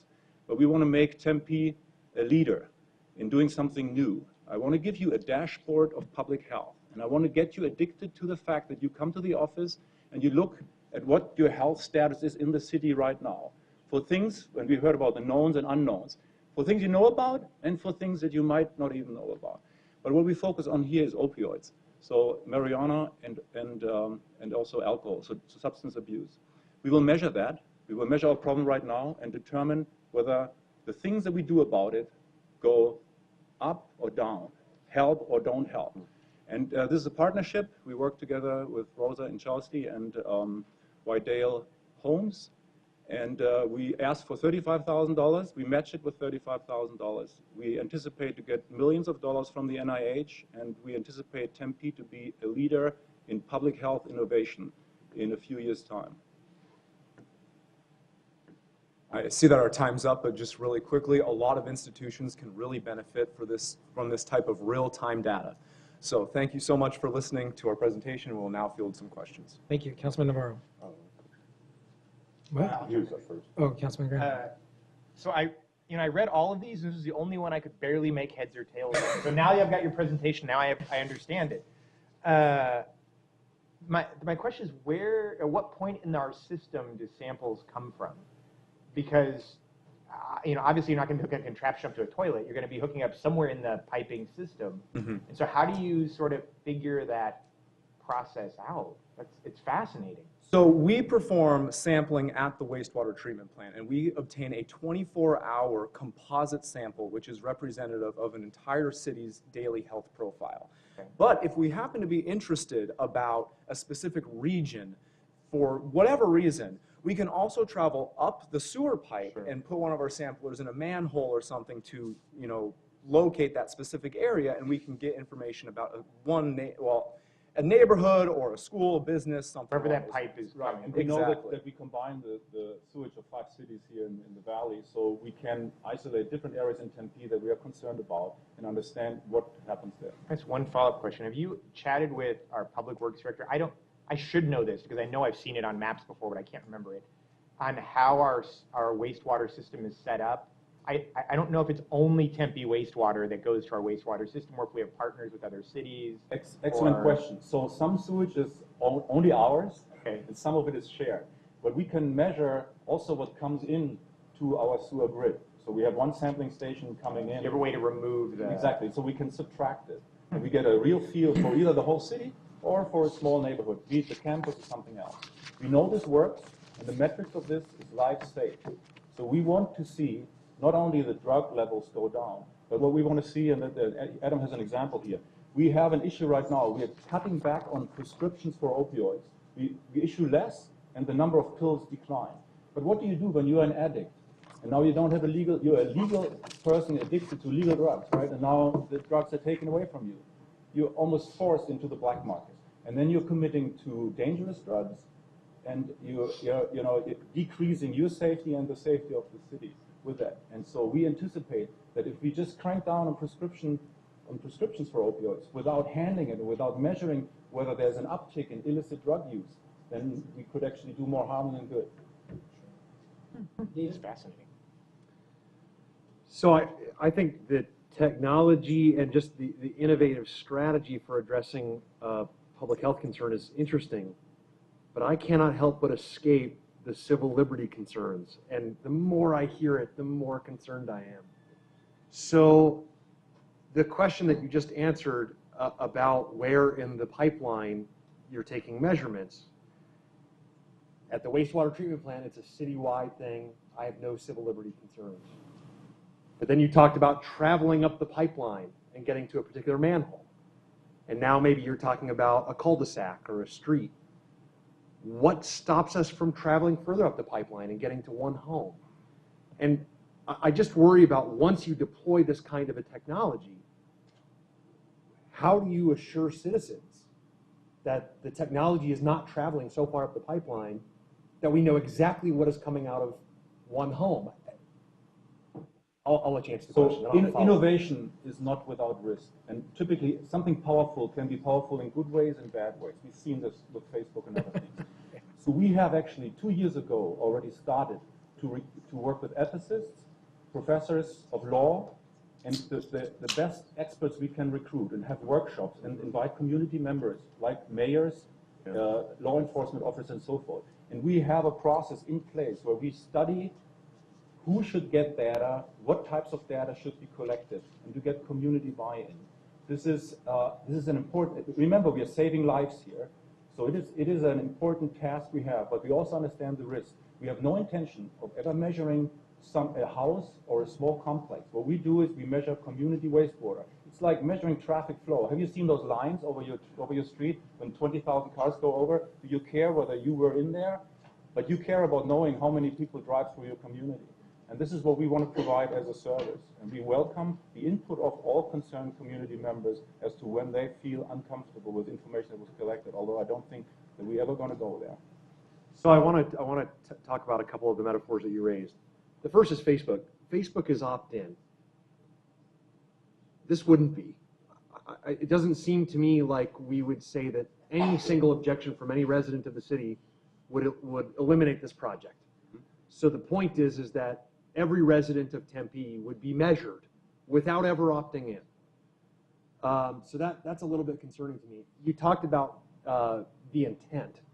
I don't think Facebook ever intended for their platform to be a mechanism for broadcasting fake news or for affecting the outcome of an election. But although that was difficult to foresee for Facebook, the civil liberties issues with this are not difficult to foresee. They're very easy to foresee. And so, again, I love the technology and I love the idea of this innovative use of it, but it just seems very 1984 to me, very Fahrenheit 451 to me, that where this leads is a world where you wake up in the morning and the government's computer system tells you, you don't seem happy enough today, right? I mean, that can only happen on Facebook. That doesn't happen with this technology because we never know who contributes what. But let me tell you this. But you could. No, I can never measure in an individual. Why can't you travel further up the pipeline to a person's home? Because I don't, and You don't, but you could. Well, the technology can, but a car can also kill 10 people, or how many people died in the recent terror attacks. We don't eliminate the car. So think, we have to be realistic. We already measure the health of people in the city. We have statistics. We know who's sick. We use this ethically, right? We already, for example, go in schools. Every 2 years, I believe, we ask the kids what drugs they take. Is that an invasion of privacy? We could go to the sewer pipe. But it's opt-in. But we could go to this. It's not. It was just mandated. They have to do this. We have to assess whether drugs are being taken in school. But we can also go only if the student opts into athletics. We don't test every student who shows up to school. We test students who opt in. They can refuse the test. We don't test them. He's talking about a survey. We're talking about surveys. But see, they also don't have to fill out the survey. There's no requirement. The point is that the surveys are very inaccurate because we're asking delicate questions. And our test gives very robust answers to very delicate questions without ever revealing the identity of the person. We are not operating, so we propose to measure at wastewater treatment plants. There's tens of thousands, hundreds of thousands of people have contributed. It is virtually impossible to tell where something comes from, but you have a problem. We have seen with this technology, fentanyl arrive in cities followed by drug deaths. What we want to do in Tempe is tell you beforehand, before the people die, that we have an issue. Law enforcement is there. They have the antidote on board. When they see somebody unconscious, they deliver the drug. That's what we want to do. I was in Austin for South by Southwest for leadership. I'm part of leadership of the U.S. Conference of Mayors, and we had a Shark Tank format where a company, I believe they were from MIT. Yeah. Well, they are. So they are in a city in South Carolina. I can't remember the city, and people were worried about the comments that my colleague Councilman Shapiro mentioned.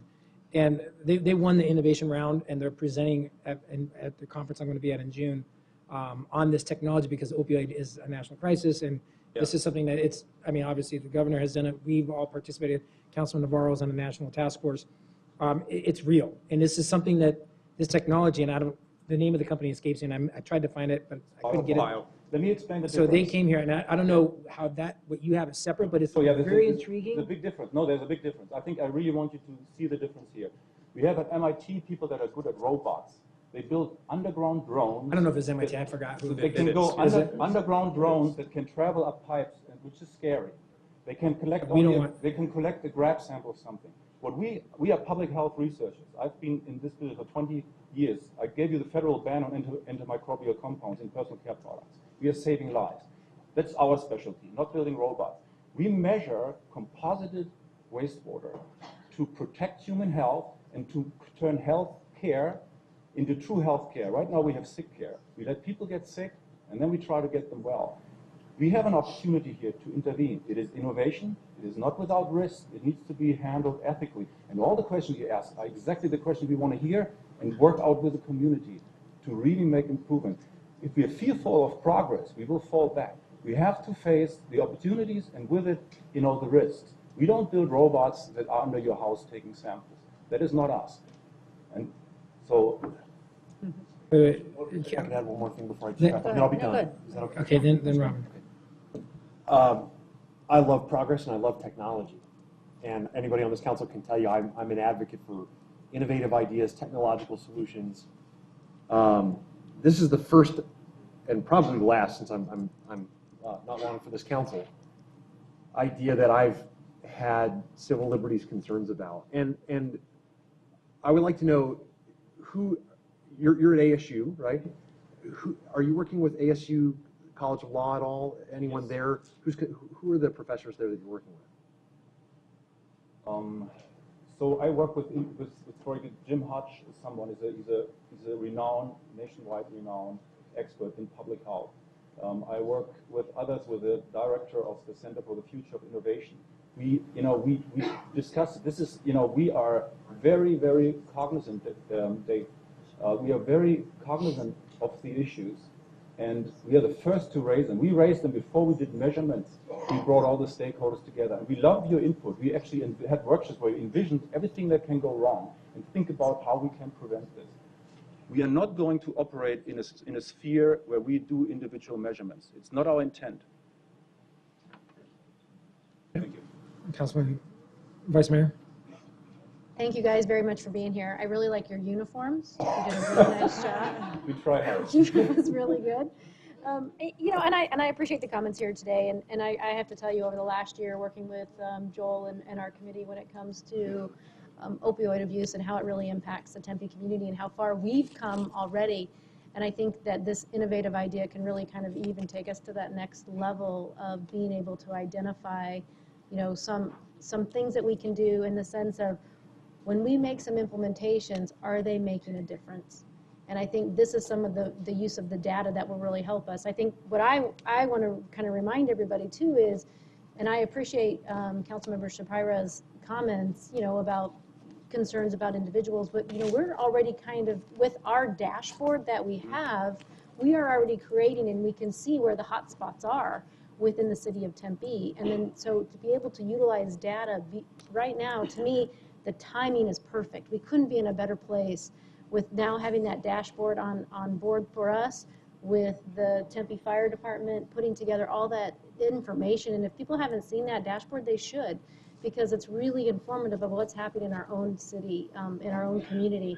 And I think taking your technology to be able to see where we are now, to create that baseline, and as we make changes and do implementations, to hopefully create some more prevention, that we will actually see the changes and the difference in the technology as you come and continue to test. So I think that's really important, because for me, as much as we want to see how healthy we are as a community, it's really important to see, are we making an impact in those hotspots areas? We're already kind of identifying what those hotspots area are. They're on the dashboard. We can see how many times we have, you know, probable abuse. We can see how many times we've applied Narcan.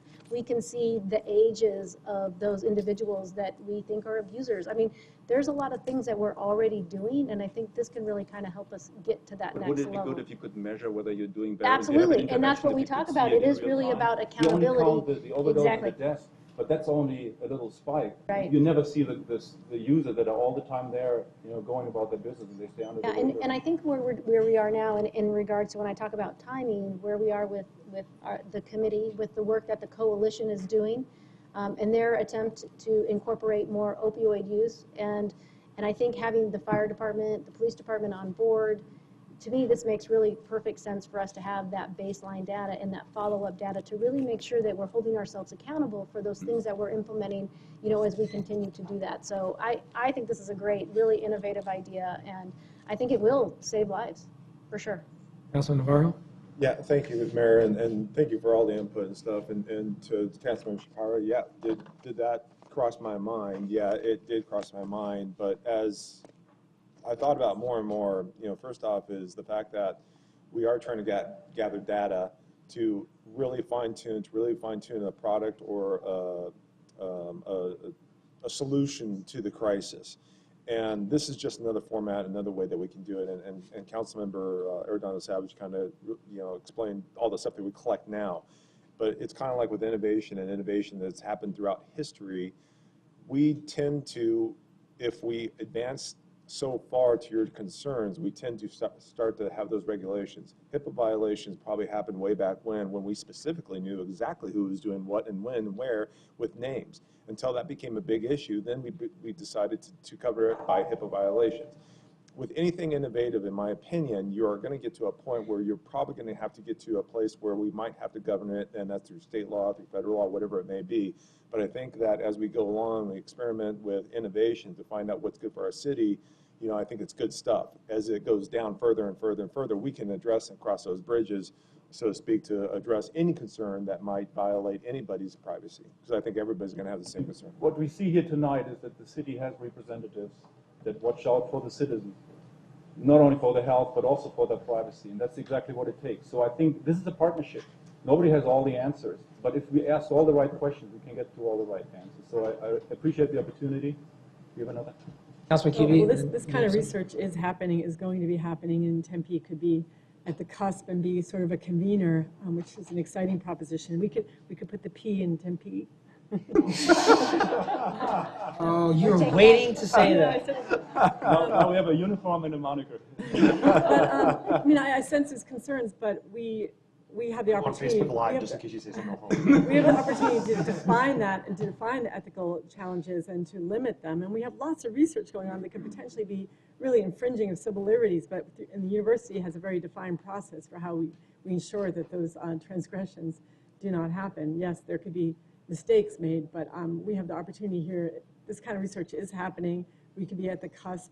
I'm not entirely sure whether, why isn't the Maricopa County Public Health System a target for potential funding? Because it seems like our public health system has more of a county and regional focus, and not sure why Tempe would be the right funder for this as opposed to the county. We need to work with communities, with the leadership. Cities are the innovators of America. You have all the leeway. If we find a fearless leader, they can bring us to the next level. It's not the departments, it is really the leadership of the city. And it takes the one courageous person to step up, knowing that there is risk, identifying them, dealing with them, and moving the whole nation forward. I think this is one of those opportunities. Last question, Yeah, Councilman Graham. Two questions, one for Don, so he's got time to think about it, and the other one for you guys. Don, my question for you is this while you're thinking about it, is what's involved in getting into pipes to get this information?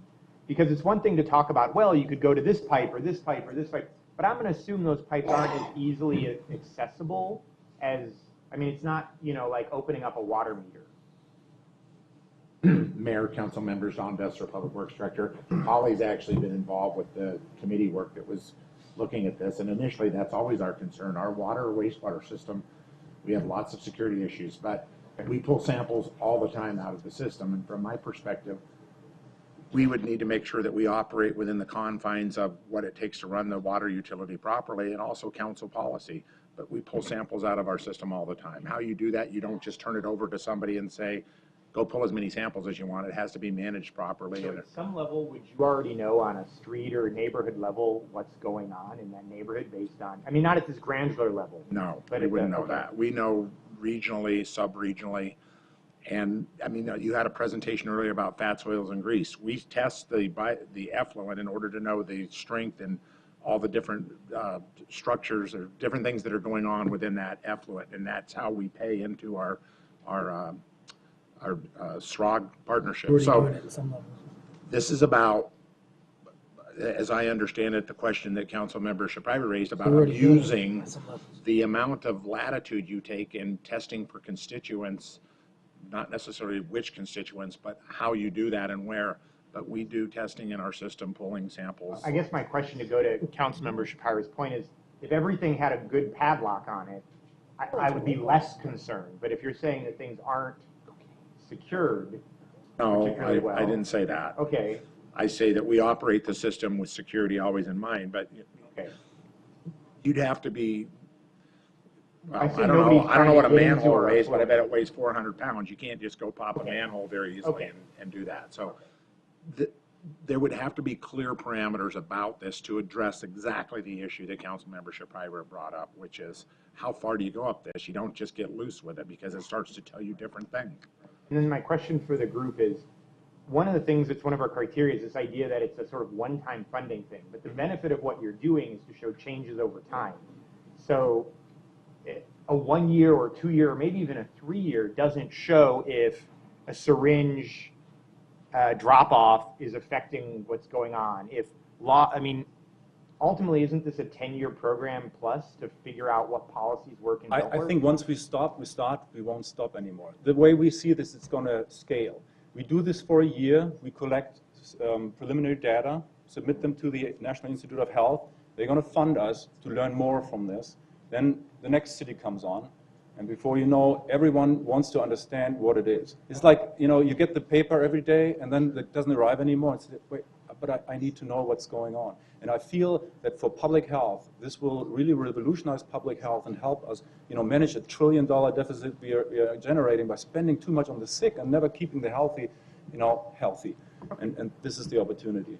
All right, I'm never going to feel the same way about going to the bathroom again. Yes, Lauren, and then we're wrapping up. We don't mean to constipate you, David. We're really sorry about that. Building an outhouse in my backyard.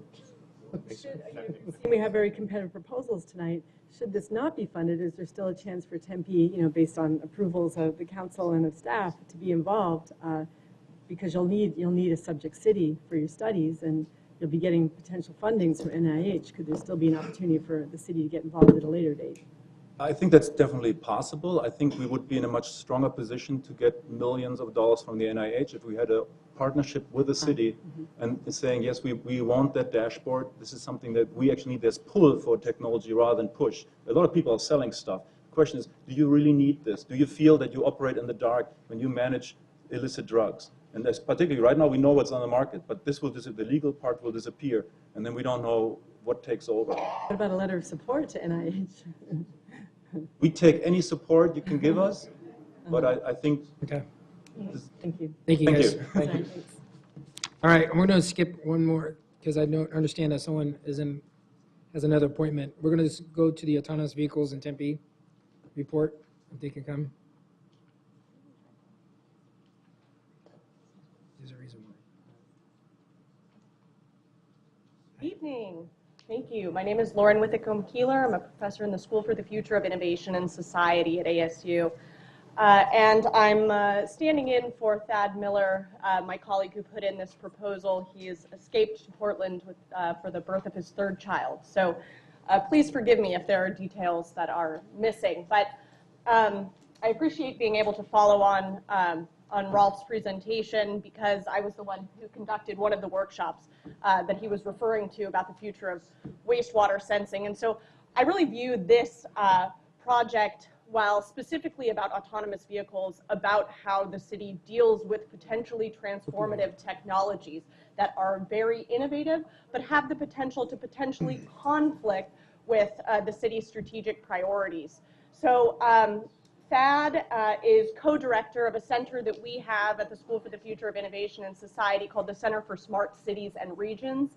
And he's been engaging with the city of Tempe over the last year to think about autonomous vehicles in Tempe and what are the different ways in which it could affect the city's strategic priorities.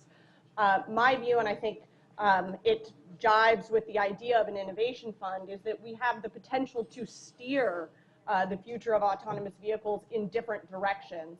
And so, No pun intended. no pun absolutely intended. We must use our vehicle analogies here. So, the goal with this proposal is to think about how autonomous vehicles could affect the future of Tempe, and what are the policy options that are available to you all, that are available to the city, to ensure that autonomous vehicles are deployed in a way that allows the city to reach the kinds of futures that it wants to meet its strategic priorities. And we've identified a number of ways in which autonomous vehicles could potentially impact things that are really important for the city's strategic priorities.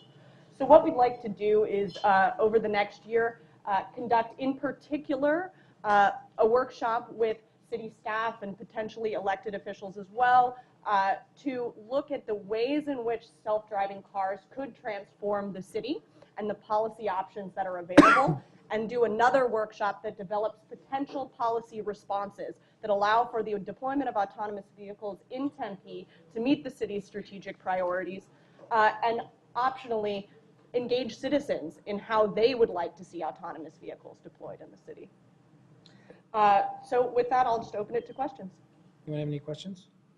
Yes, Councilman Granholm. I have just an easy one. And so is the idea from this group that it would start to come up with sort of change? It just seems like a national thing, not a city thing. For example, I could envision something where the national highway standards say, as you're redoing roads, you should put in these kind of signaling devices that, that autonomous vehicles are noticeable to autonomous vehicles, recognizable to autonomous vehicles, and allow them from doing silly things because it provides them the specialized cues they need. But that seems like the kind of thing that would be done under a federal highway regulation. It's a little bit akin to like asking a city to regulate the width of train tracks, and then you get to the end of the city and your train doesn't work anymore. That's true. And when it comes to train tracks, you don't regulate the width, but you certainly could regulate at how loud they blow their horns or how fast they go through your urban environment. And so that's the kind of thing that we're talking about with autonomous vehicles. You can think about are there going to be lanes that are dedicated for use for autonomous vehicles? How does that affect your traffic flow? What happens to your revenue sources when there's no more on-street parking, because parking is not something that's a part of an autonomous future. So there are things that are definitely within the control of the city that have important implications, and there's an opportunity now to think about that. Thank you. I really like this, but one of the things I think also is important, is kind of alluded to, this is also a regional issue, and there is MAG, I'm a member of the MAG Executive Committee, where we could talk about some of the transportation options as well to see how else we can help partner with you, what you're doing. Yes, and in the Center for Smart Cities and Regions Yeah. is in conversation with MAG to look at how we can address autonomous vehicles on a regional scale, and I think you're absolutely correct. It's very important to do that. But as we build up to something that is regional, there are also options that are available to cities, and I think it would be an important step for Tempe to take. Thank you. All right, next. Thank you, Julie, for allowing us to skip. Go ahead with portals. The portals. I'm going to put my own timer on. Thank you. Julie Kent, Tempe resident and Director of Placemaking for Downtown Tempe Authority. So as you can see on the screen, I'm going to take you through this project. Hopefully you can be thinking about, I think that this, as far as your priorities go, impact the quality of life by infusing arts and culture in an equitable and innovative way. And also, I believe there's an economic impact because of the media attention, putting Tempe on a global and national map, and visitors coming here and spending their money. So if you can imagine the portal. So this is an initiative by Shared Studios, and while it does look like a shipping container modified, it is actually immersed with highly advanced audio and visual technology. So you walk in the portal and you feel like you're walking through the internet. So when you walk in there, you're connected with someone in another location, and you feel like you're in their presence and they feel like they're in your presence. That's it in a nutshell. I do have permission to place it at Centerpoint for 3 months in the spring. The portal is something that is curated, and it is curated by, one of the things I like most about this project is that we hire a local curator, somebody that's embedded in the community, understands what our community's needs are, what we want to talk about, the arts and culture in our community. So that's part of the cost of this portal. It'll be staffed by the curator for 15 to 20 hours a week. So it's never open without somebody there, and when it's closed, it's locked up tight as a drum. The programming, the curator would work with a global curator at Shared Studios, and they would share with them, this is what Tempe wants to hear about. They'll make those connections for us. The programming of it can be strictly programmed and fluid. So on a fluid day, let's say we're connected to Madrid, and it's open, and you can connect with someone in Madrid. Maybe there's a question of the day, or you're just having a conversation. Or it can be highly programmed with performances, with academic inquiries, performances. And the cool thing about it is it's free. And every time a citizen comes by, they could come by every day, and it's going to be a different experience for them. The partners that I've talked to are super jazzed about this. ASU, several different departments are wanting to partner. In fact, they want to then take it to their campuses. I've spoken with TD3, Chris Bush, and they want to bring field trips out here. Silicon Valley Bank wants to do a connection possibly with female entrepreneurs, and lots of local art curators. So I just did that super fast. Do you have it? It is a scalable project. It is scalable. I'm requesting 3 months funding, but I could go 1 month. Thank you, Julie. Yeah. Councilman Granville. Super fast question. I wasn't able to tell from the presentation in our packet. Is it a projector on one wall, or are they 3 walls so that you get? Yeah, it's on one wall, and so then the programming, you know, it's a small container, right? So you can only fit a certain amount of people, but the programming can also happen outside of it, which is why Centerpoint's such a great location, because there's the space. Any other questions for Julie? Thank you. Very cool. Thank you. Thank you. All right. we've had the presentations, and to help us guide us in our process, we all submitted and we ranked some of the submittals, and then we've heard the testimony from the applicants. If you look at the sheet that was handed to us, which one?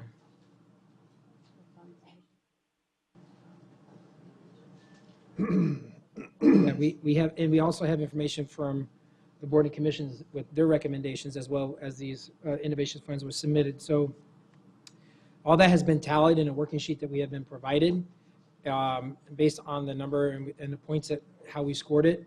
There are, if you look at the median score, the average score, the total score that we have, I think can you display that, Greg, for the audience? You can read that, right? Yeah. So one of the things I think for discussion, I mean, there is consensus on a number of them, if you looked at the way the scoring was. And I looked to my colleagues, is this something, or do you want to have a further discussion on how some of this should happen? Councilman Navarro. Thank you, Mayor. And I apologize for this, and I'm glad we did this process. I have to say, every presentation was great. I mean, every presentation you can almost get behind and be like, yeah, we need to do that. Yeah, we need to do that to some degree, or to all the degree of it.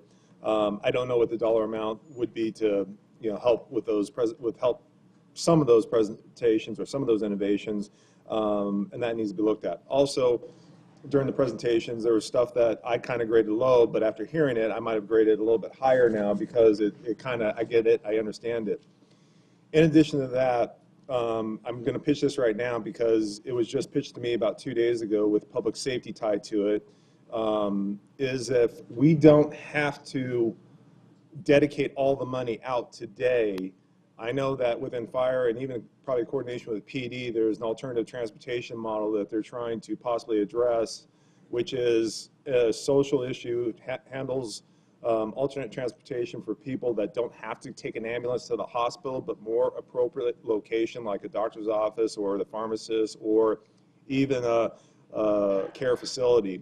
It's great for our homeless issues and as a cost saver. In addition, because of Fire's treat and refer program that the state has, this is actually another avenue that they can get reimbursed money that's already sitting there. We just got with the fire department the ability to bill for treat and refer, which will capture that money. Alternate transportation is actually the follow-through to capture that money. So there's a potential additional, how would I say, innovative idea that is coming down the road. So I'm trying to engage with my colleagues on this.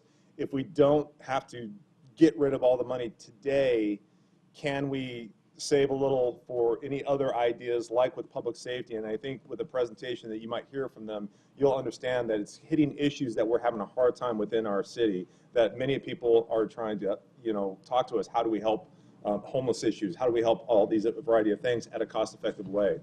And I would love to hear that presentation. So I'm just saying, if there's a way to keep some money, that would be great. Councilman Granville. Yeah, so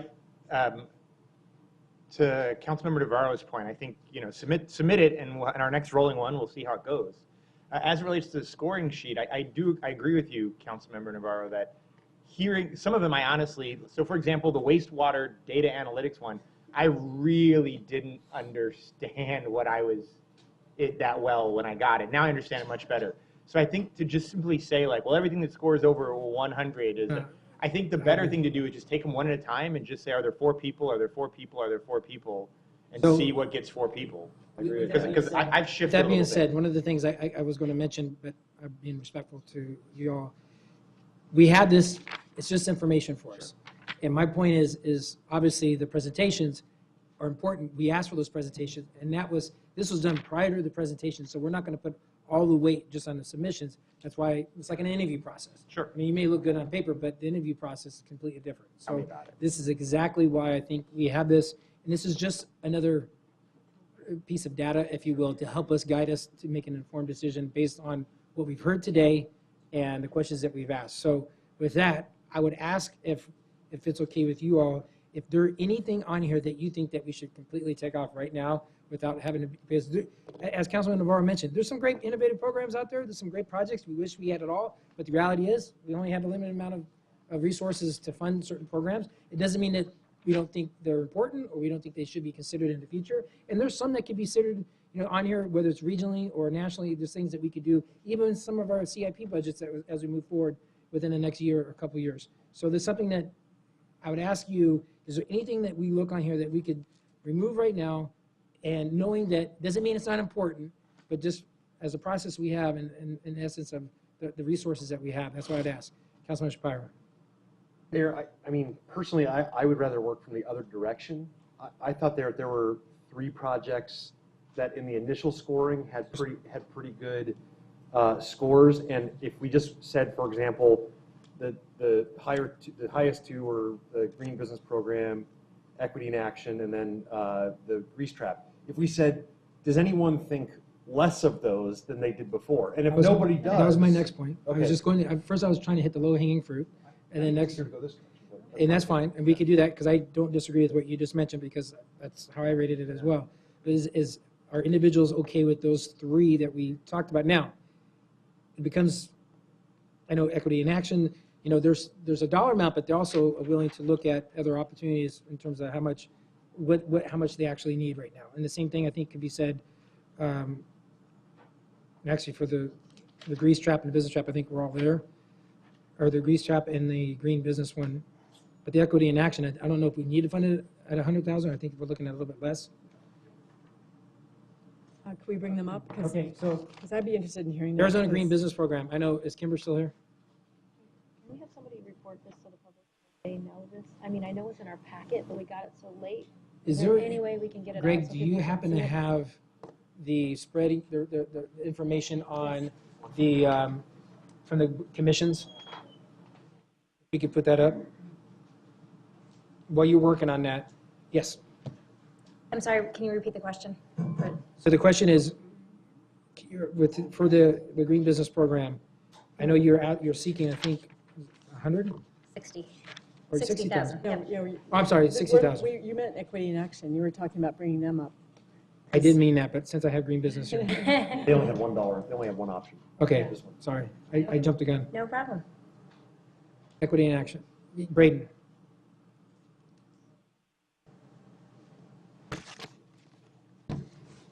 Mayor and Council, we would be more than happy to consider Equity in Action at a lower amount. So $75,000 would allow for, or $65,000, well, You're lying in your pocket, aren't you?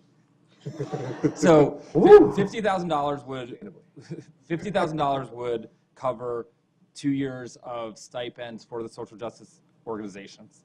Then the idea originally was to have $5,000 per social justice organization to allow for small pilot projects. That would take you to $75,000.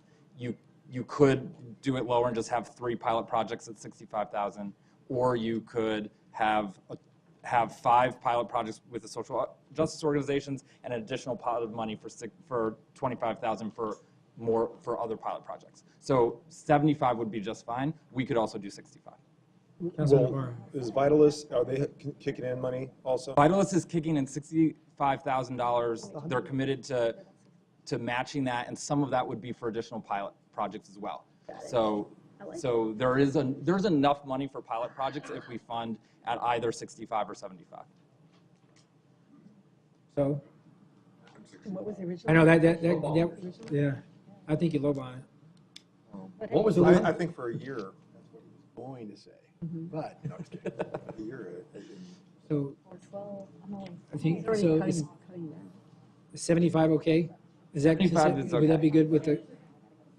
I'll just jump in 70. quickly because this is sort of a universal thing for me. And I'm not trying to like put this on Randy, like he changed my mind, but he really did change my mind. There's not a program here that I would think like this is a bad use of money. I think they're all good programs. But I think the thing that was mentioned before, it's not a question of if it's a good program. We got all great, there are 13, well 12 since I took mine off, great programs. I think the question is it an innovative program? So that's really my main scoring criteria. So there were only a few that I thought met an innovation criteria, but I think they all met a worthiness criteria. And so the scoring was about both. Yeah, and so I would be out on this one, but Okay. I'm happy to be outvoted. On the same guidelines, I'm probably out on it. I mean, and when I read down the list, believe me, I could get behind every one of these things, but when I was, in my mind, innovation, impact to the city, what it will do, something different, I can't back something that's it's just, hey, if you do this, we can match funds with this type of thing. It's not degrading what the service is going to contribute and the outcomes that we're going to get from it. I'm just kind of caught up on innovation on the idea. Yeah, I think this is a really innovative way to solve a problem that we have in Tempe, which is not engaging our most underserved citizens in our decision-making process. And by its very nature, I feel like it is Tempe. It's like the best of Tempe. I mean, I really support, I'm willing to see a cut to 75,000. But considering that we have a matching partner as well, it's 65,000, nearly a matching partner. That's equity that we're getting from a partner who's really up and coming in this whole world of in community engagement. And there's a problem, there's an express way to solve it, and I would like to fund it. Vice Mayor, then Councilman Shapiro. Yeah, I mean, I don't disagree too. I think to me this screams Tempe, exactly who we are and Innovation. part of our character. So I do think it's an innovative way to do something different than we've never done before and to create a tool that we'll be able to use for a really long time. So I too feel that way. The only thing is in regards to this process, there's a few that I feel really strongly about, and I hope before we make a final commitment that we could have that review. We can. Right, is that okay? Okay, so We yeah. can. David? Ditto what she said. And I agree. I think this is an innovative process because this is the future. I know there's some other cities, peer cities, that are actually doing this, and they're using the innovation fund that these cities have. And this is another way for us to do it. We have this one-time innovation fund money. So I think this is something that's creative for us that really fits within strategic goals and the vision of our city. So, okay, we'll keep that as a placemaker. So as we're looking at that, nothing's final, but we're looking at, as we go through the rest of the list. Did we peg the green business at 60 as a placemaker too? I was going to get to that next. Okay. So then the next, if we go right now, so the next would be the Arizona Green Business Program. I think that's looking at 60, and if there's anything different, I think they're scaling it and they're working with other partners, if you look at the submission. And I know we've received some letters from some of the businesses in our community on behalf of this. Thoughts? Like it. There? Yes, Councilman. This is one that actually changed my mind. I originally was against it when we first had this, when we had our retreat and it was first pitched. But then after meeting with Local First and meeting with Kimber and learning about the program and the benefits that it'll bring to the city, I do think I will be supporting it tonight. Yep. So we're good with that as recommended at 60. Okay, and then the grease, GTAP. Yeah. I mean, that's something we're doing. It's really innovative and it's helping our business, but more importantly, I think it's innovative from a public works standpoint. We thought about this before with the FOG program, even though. No brainer. And that's also 60. All right. Can I bring up Sella Park? Because, Yes. and forgive me for suggesting to fund it, but to cut it, but I feel since there may be other opportunities to fund within, not necessarily a CIP, but our city public works, and since it is a decided phased project that we should consider funding the study of it, the $7,000, and looking with the hope that we would fund later on through neighborhood grants or through city programs, but that we do the study as a $7,000 contribution. It'll help us to fund a lot of other projects today that are so worthy. I just want to bring up that. But you have to come up here, please. Thanks, Ann.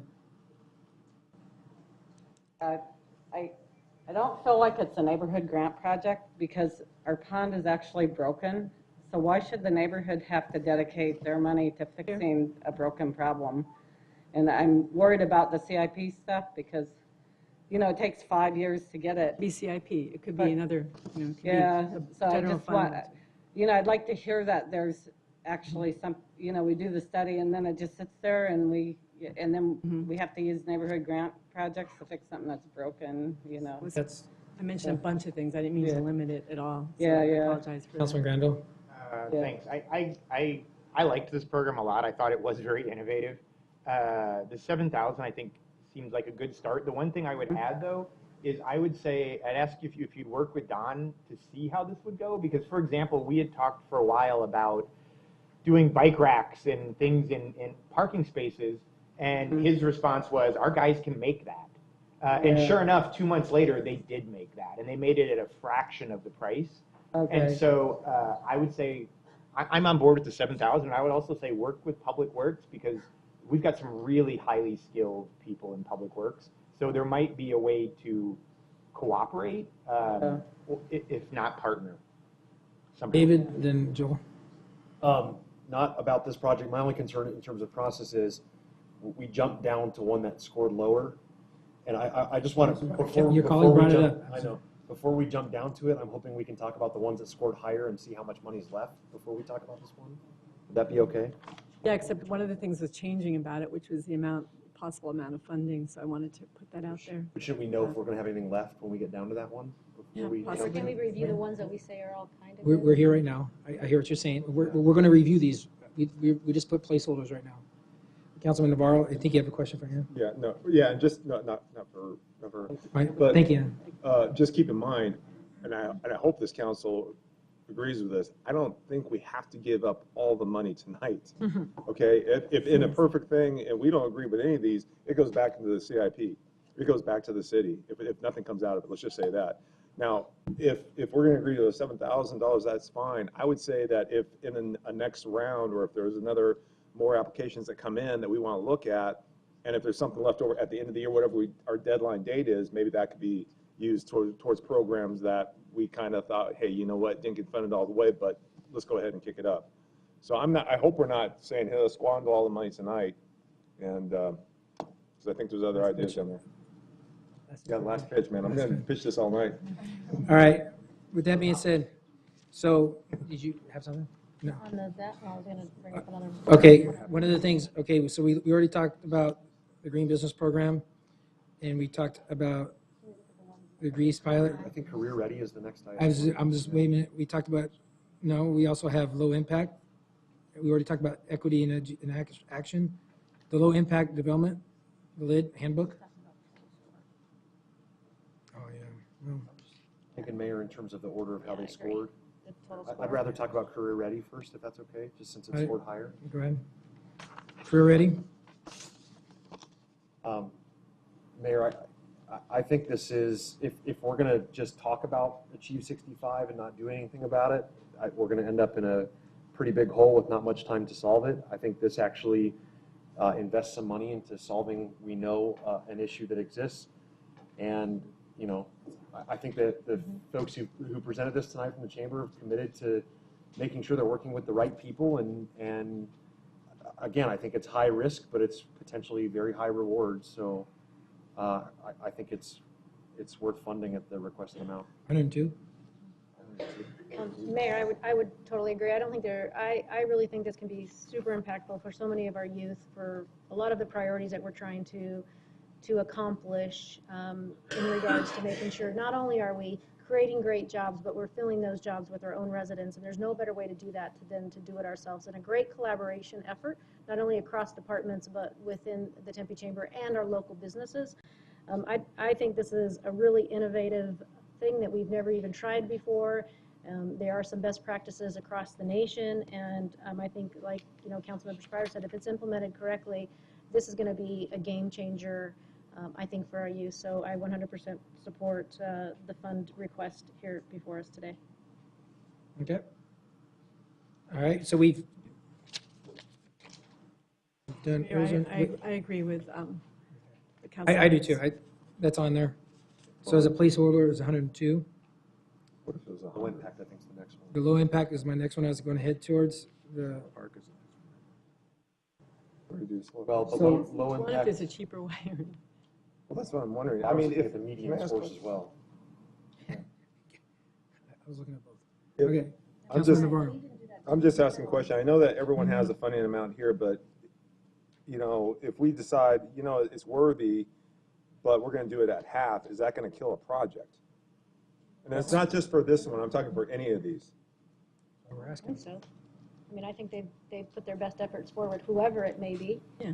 based on, I what think they I- need, and I think if you cut it in half, you've completely changed the whole initiative. I'm gonna go high, and I know I have a low amount too. I mean, I'm just saying, if there's, we have X amount of money and we want to give out, we want to see these programs succeed, but can they succeed if it's a lesser amount? If it's not, if they can't succeed as lesser amount, I want to know why.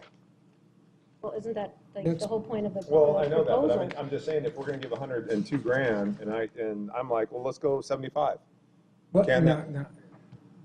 I mean, I just don't agree with that. I think that these proposals are here in the best effort of what they believe could really make a significant impact, and I think they need those resources to be successful. And I think if they haven't given us another option, there's a reason for that. So It's the business model, and we're voting on their. We scored it at this level at that dollar. No, I understand that, but go on. This one's He's trying. $2,000 taken You off, want so it could be around 100. He's working hard at it. all right, we'll keep taking All on right, the low impact $2,000. development handbook. Anybody have any thoughts on this one? I'm not supporting it. Love it. No, I mean, this is, How much is it again? 160,000. There's a few options. yeah, but there's a few options on there. Can they come up? Can they come up, Lynn? Got about 118,000 left based on what you've said so far. 118,000? Welcome to the gauntlet. Yeah. Okay. Any questions, council? Mayor, Yes. could you remind us about what the cost differences are between the options and why? Well, we included two different options with regards to the demonstration examples. So these were up and above the base cost. So one was for one pilot project, the other was 2 to 3. So pricing for those ranges anywhere from $5,000 to $25,000, depending on where and what you're going to install. So those are completely optional. It also could be something where we could work with your internal departments to see if there are already opportunities available to integrate those into your existing projects to minimize any budgetary impacts. So that's always an option, to integrate them into either current projects or up-and-coming projects, influencing, kind of integrating them into the design.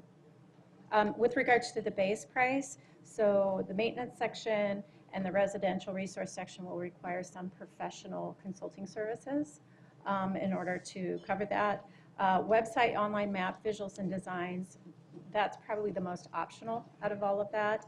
And the training, I think, is a very important component of it. So we could certainly minimize some of the costs associated with those. So if you're looking for a base amount, I would say probably anywhere between 65 and 70 would be the minimum that we could probably do it for. Councilman Granville. I've stayed pretty quiet. I'm just gonna reiterate one more time. I think this is meant to be an innovation fund, and I'm not sure why this is not the kind of thing that we already do as it relates to, and not that it's not valuable, it's just, it's exactly what we do. And you know, we were at the vice mayor and I, and I think it was Joel, were at a meeting a couple days ago, and an employee said, look, why are you spending money on these things when we do payroll by hand, manually? And so that's kind of like, in my mind, it's not that this is a bad thing, it's a great thing, but we literally do payroll by hand in a city with as many employees as we have. And so it's in my mind, there are so many other things we're still figuring out. I don't think we do that. Well, that was the discussion. The payroll Mayor, guy you told know, us we that. have- And we so have I think- criteria, though. And so I think the criteria is, I think you're exactly We right, approve is them. innovation, right? Which to me is, it's, I think, Randy's, I think it's the Green Business Program. And you have your opinions, but. And I think maybe, you know, I agree, it's just mine. And so I'm happy, you know, I'm happy to concede to the majority, but I think there are only 2 or 3 things on here that meet that criteria. Your opinion is wrong. But, you know, I don't know if we're going to Wait, go into all Vice of Mayor? that. We're going to be here all night, but. Yeah. Yeah, well, you know what, it's kind of interesting, because I kind of thought the same thing. I mean, I love the designs, though, that were in this presentation. They were really pretty incredible, and I like that. I guess my thought, and maybe, I don't know, Andrew, if there's something that you could answer too, is you know, we've really ramped up a lot of things that we're doing within our water department in regards to conservation and sustainability, and kind of almost thought to myself, well, why aren't we already doing something like this? Why does it have to take an outside person, an outside organization to come in and share this, as we've already really ramped up and put a lot of money into that. And I do know too that, where we are when it comes to our fund balance in water, would this be something that we could look at through that possibility maybe? Or is this something that's been on the radar within the department for a while? I won't be able to tell you precisely how long it's been on the radar, other than the fact that this process is going on. I mean, ideas like this and other wide range of ways to do things better in a more sustainable manner, certainly those things that come up from time to time, and we encourage our staff, our internal staff, to look for these sorts of things. It doesn't mean we're going to be inclusive of everything, obviously, and sometimes it helps to have external partners and others bring ideas to our attention and we can work on and collaborate. This may be an example of that. There may be examples of things that we are doing that could get funded. There are also, I mean, you're going to be having your special budget meeting later on tonight to adopt the tentative budget. But yeah, I mean, in terms of giving us direction for some future point to add additional funding to do something like this or some of the other ideas, is certainly something that could be a conversation that could be generated as a result of the innovation fund process. That's always a possibility. Right. But no, I appreciate that. And I just kind of felt the same way though too. I didn't really feel like, I felt like we were already doing a lot of things. So in my mind, this one just didn't rise to that level for me. Could I make a comment? Yes. Okay. Mayor and Council, one of the things that's unique about this project is that it's a necessary component for engineers and planners to have these specifications.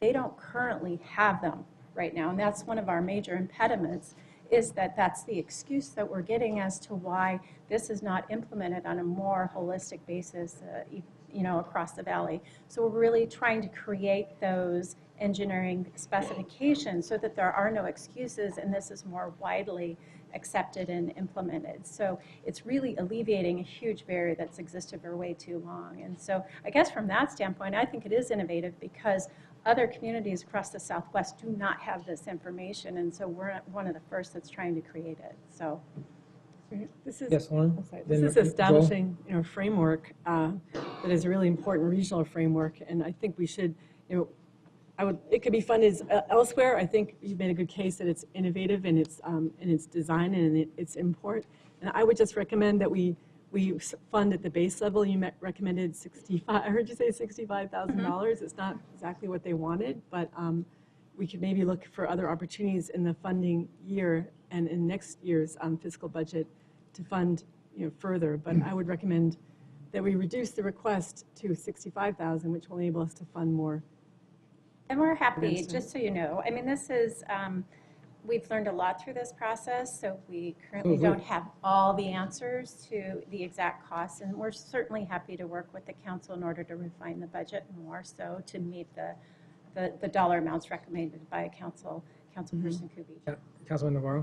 Thank you, Mayor, and thank you for bringing this up. And the hard thing is when you have a pot of money in the middle and you widen what is innovation. We don't agree on what the word innovation is. We get sold on different ways and different subjects. I would tell you, all these I look at, I'm sitting here, you know what, only if we funded 2 or 3 of these, I would say the city needs to start working on a lot of these, trying to get to the points, to the information to help support that through other means and other developments. So I think I get stuck with, I know this is something that has been worked on. I know there's a great outcome to it, and it's a funding process to get it even more support for it. I'm just, and I'm not dogging or bagging on any of these ideas.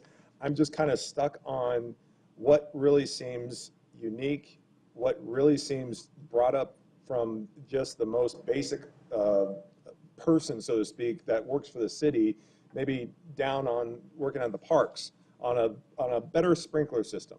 You know, that's kind of where my mindset is kind of going, and it works for the city. And there's so many values in a lot of these social services. I'm hands down, there's values in it. And we're hoping to gather some information that's going to say, you know what, we got to get behind this even more. But we're inclusive. Our city is is trying to be as inclusive as possible. We're trying to work on to be sustainable as much as possible, and we're trying to get there. So that's why I'm kind of like, we're going that direction. Let's bring up the stuff that we haven't even looked at. So that's where I'm kind of stuck at. Just one more thing. I just don't think we can change the rules. We've all agreed on the criteria earlier, and all of these projects actually meet the criteria. So to go back and second guess that, I just think that ship has sailed. And the project that you're coming up with, I'm intrigued to hear about it and see about other possible ways we could consider funding it. But we're at the end of this fiscal year, and it was supposed to be funded for this. It's supposed to be funded as of July 1st, and we haven't funded many. So I think we just need to move forward. Councilman Spire. Thank you, Mayor. Unlike some of my colleagues, I actually think this one most closely mirrors what we talked about when we originally created this fund, and that was one-time expenditures that would do something that the city was not already doing, for whatever reason we're not doing it, and would have some lasting impact on our goals as a city. I don't know if there's any other program on this list that meets those criteria as well, and it's not the one I scored the highest. Yeah. What's that? Yeah. Okay. Sorry, Randy. Your app excluded, of course. Anyway, so I think this really purely meets the definition of why we created this fund, and I think we should fund it. I think it sounds like we don't need to go for the highest dollar amount. It sounds like they can do it for substantially less than option C, but I think we need to fund it at least at the option A level. Which is? It was 86.6.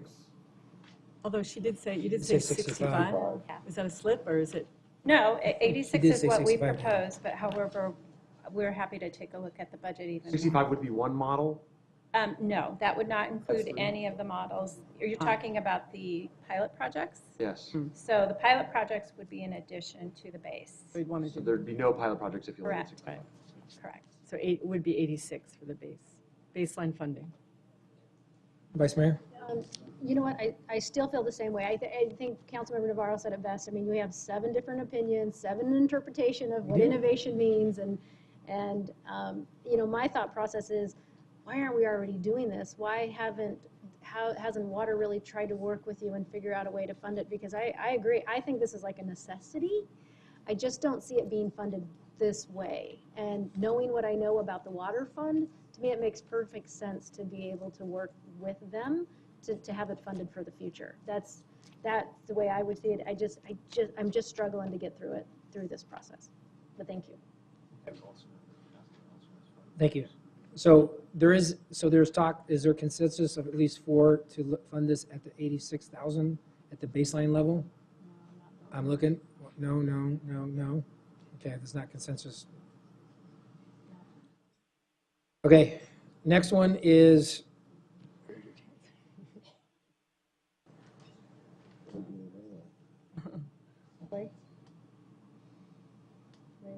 the Play, Learn, Live, Grow mobile.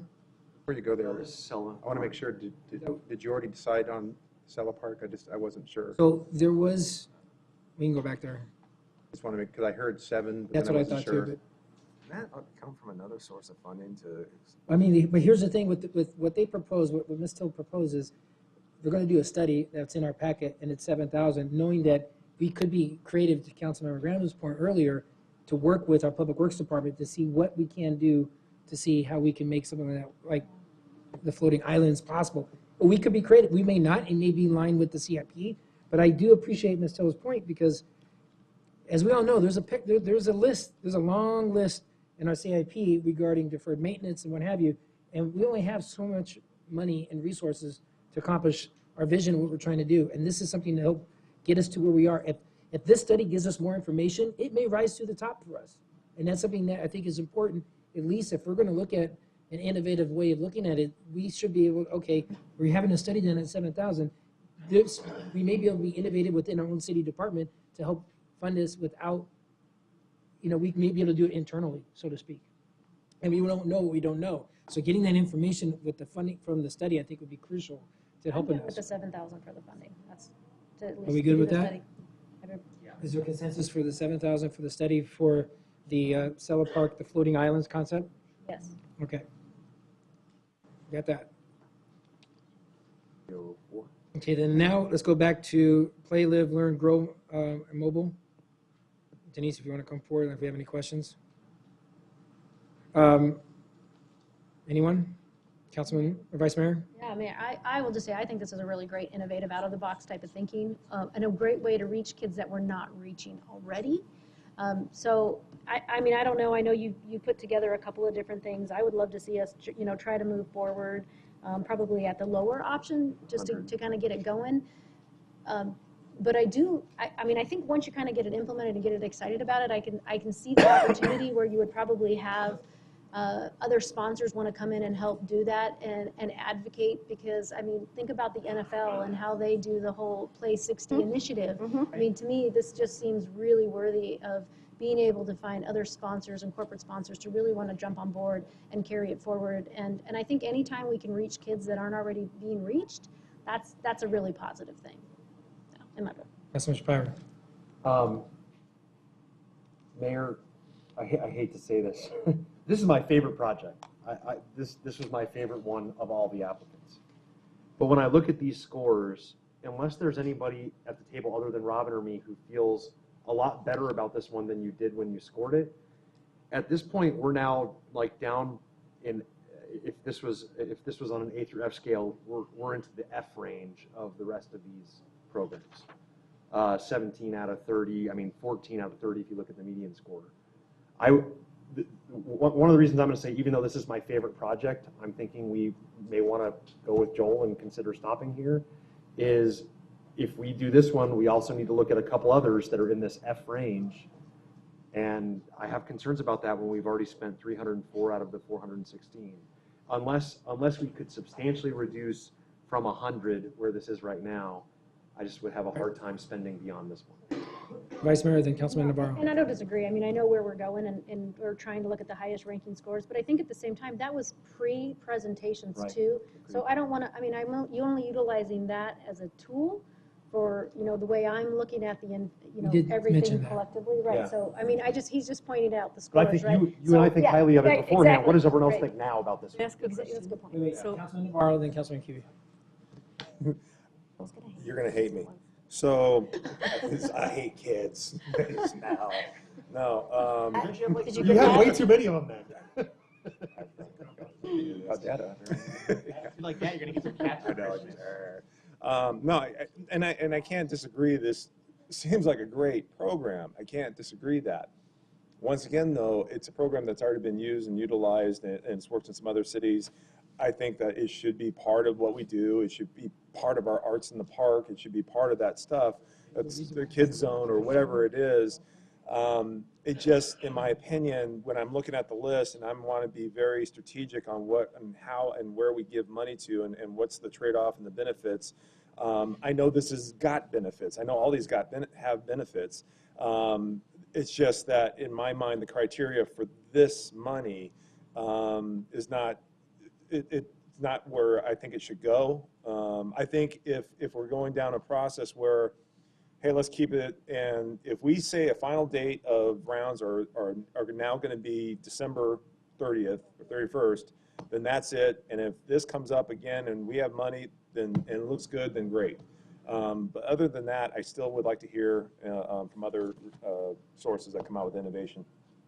Councilman Kiwi. What would the cost be if we cut the van and did it for 1 year? Great question, Councilmember Huey. We've actually been trying to get creative sitting back here because obviously, as you guys know, our goal is to engage with the youth after school. We can get creative. We can work with the vehicles in the existing fleet, and we could cut that. We can also share supplies across the rec department, and we probably can do this for about $50,000. Yeah, But we're going to get what we're We're going to do it right. paying for. yeah, if we're going to do it. But I just don't. I think this one's for it. Okay. Does anyone think more of it than they did when No, they scored it? David said this a long time ago. No one's opinion has changed. It's scored low. I'm sorry, but we should move on. It doesn't mean that we don't think it's important, because obviously we all care about the youth in our community. Yeah. So, This is tough. Okay. Wait, I just want to clarify, this is a tough, crappy process, and Joel wants to continue it a little bit longer. I don't know if I He want was to. the one to retreat, I am too. so sorry. Yeah.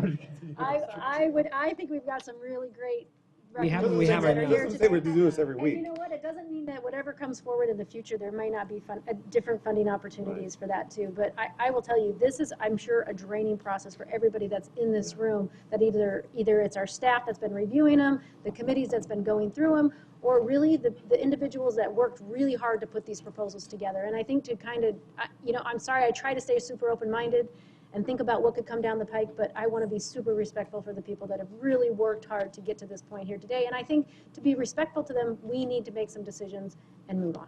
So that's my 2 cents. So, I'm sorry, just so you Denise. know, of Sorry the to mean to branch 400 while you're right there. I apologize. We're at, what we've already had consensus on is about 304,000, I think that's correct.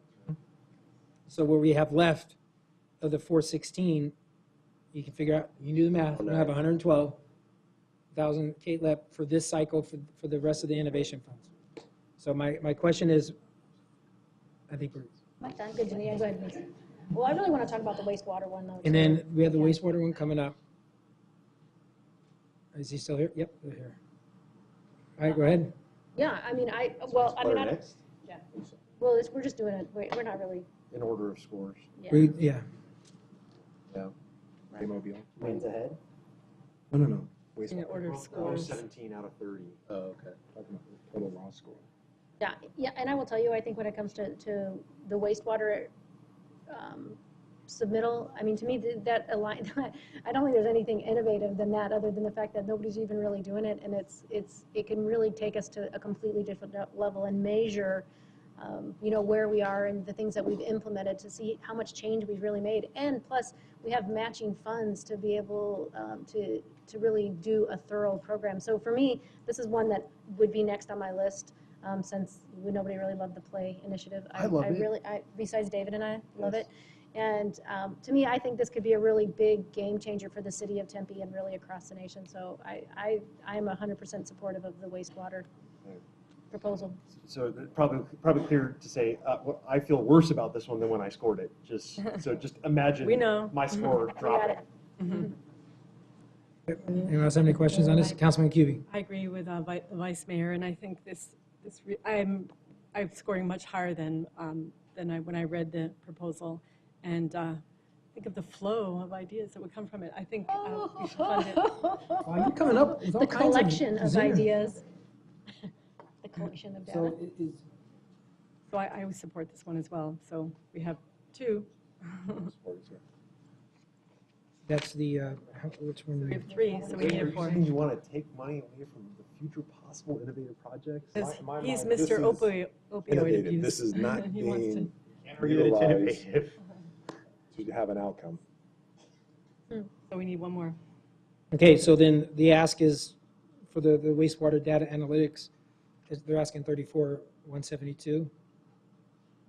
Okay, is there consensus to add that to the consensus that we have now? No. You have no? Lauren's yes? Yes. Joel's yes? I'm yes. Councilman Granville? Okay, there's support. Yes. Mayor? Yes. I just, Councilman because I'm not going to be on the council when this gets implemented.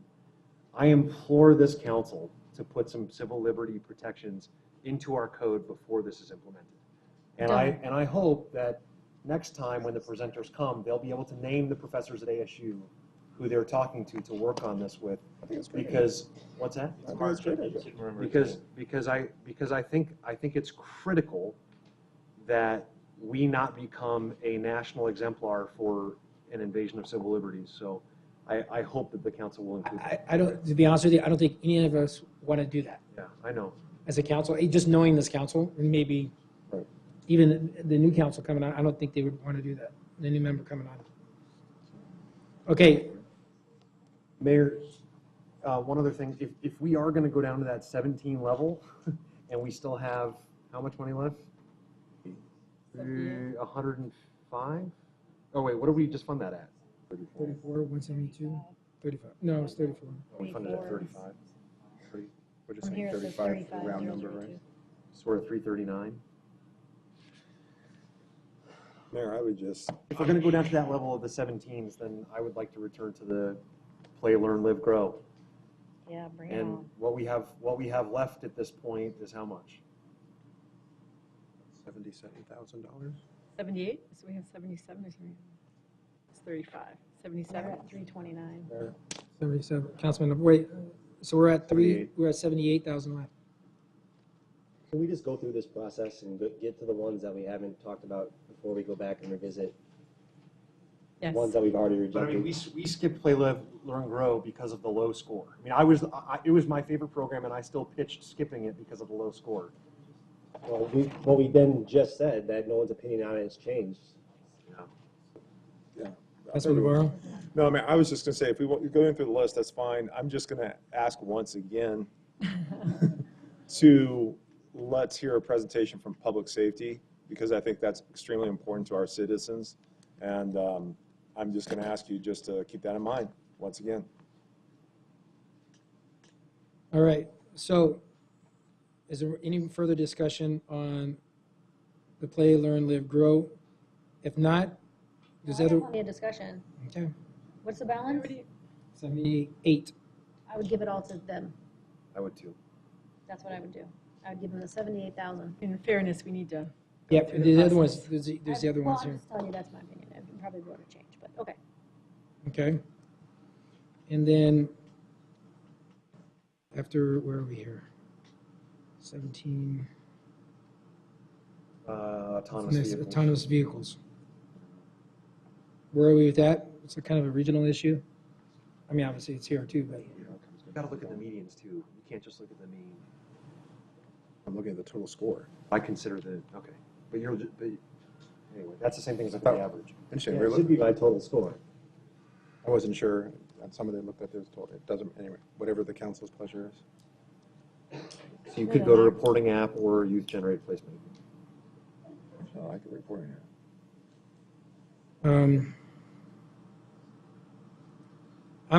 Okay, so where are we, autonomous vehicle, we're not interested in that. I think you should go there. I mean, we're before the interested, other but two, obviously- Mayor, and the reason I say that is because if you look at the median score, it's substantially higher than the other two. What's the vote around the table? Which is considering outliers. All right, so, all right, we're all out on autonomous. So the next is the reporting app and the youth generating placemaking. And now, those are the last two. We're out on autonomous. We're not, We're not considering it, okay.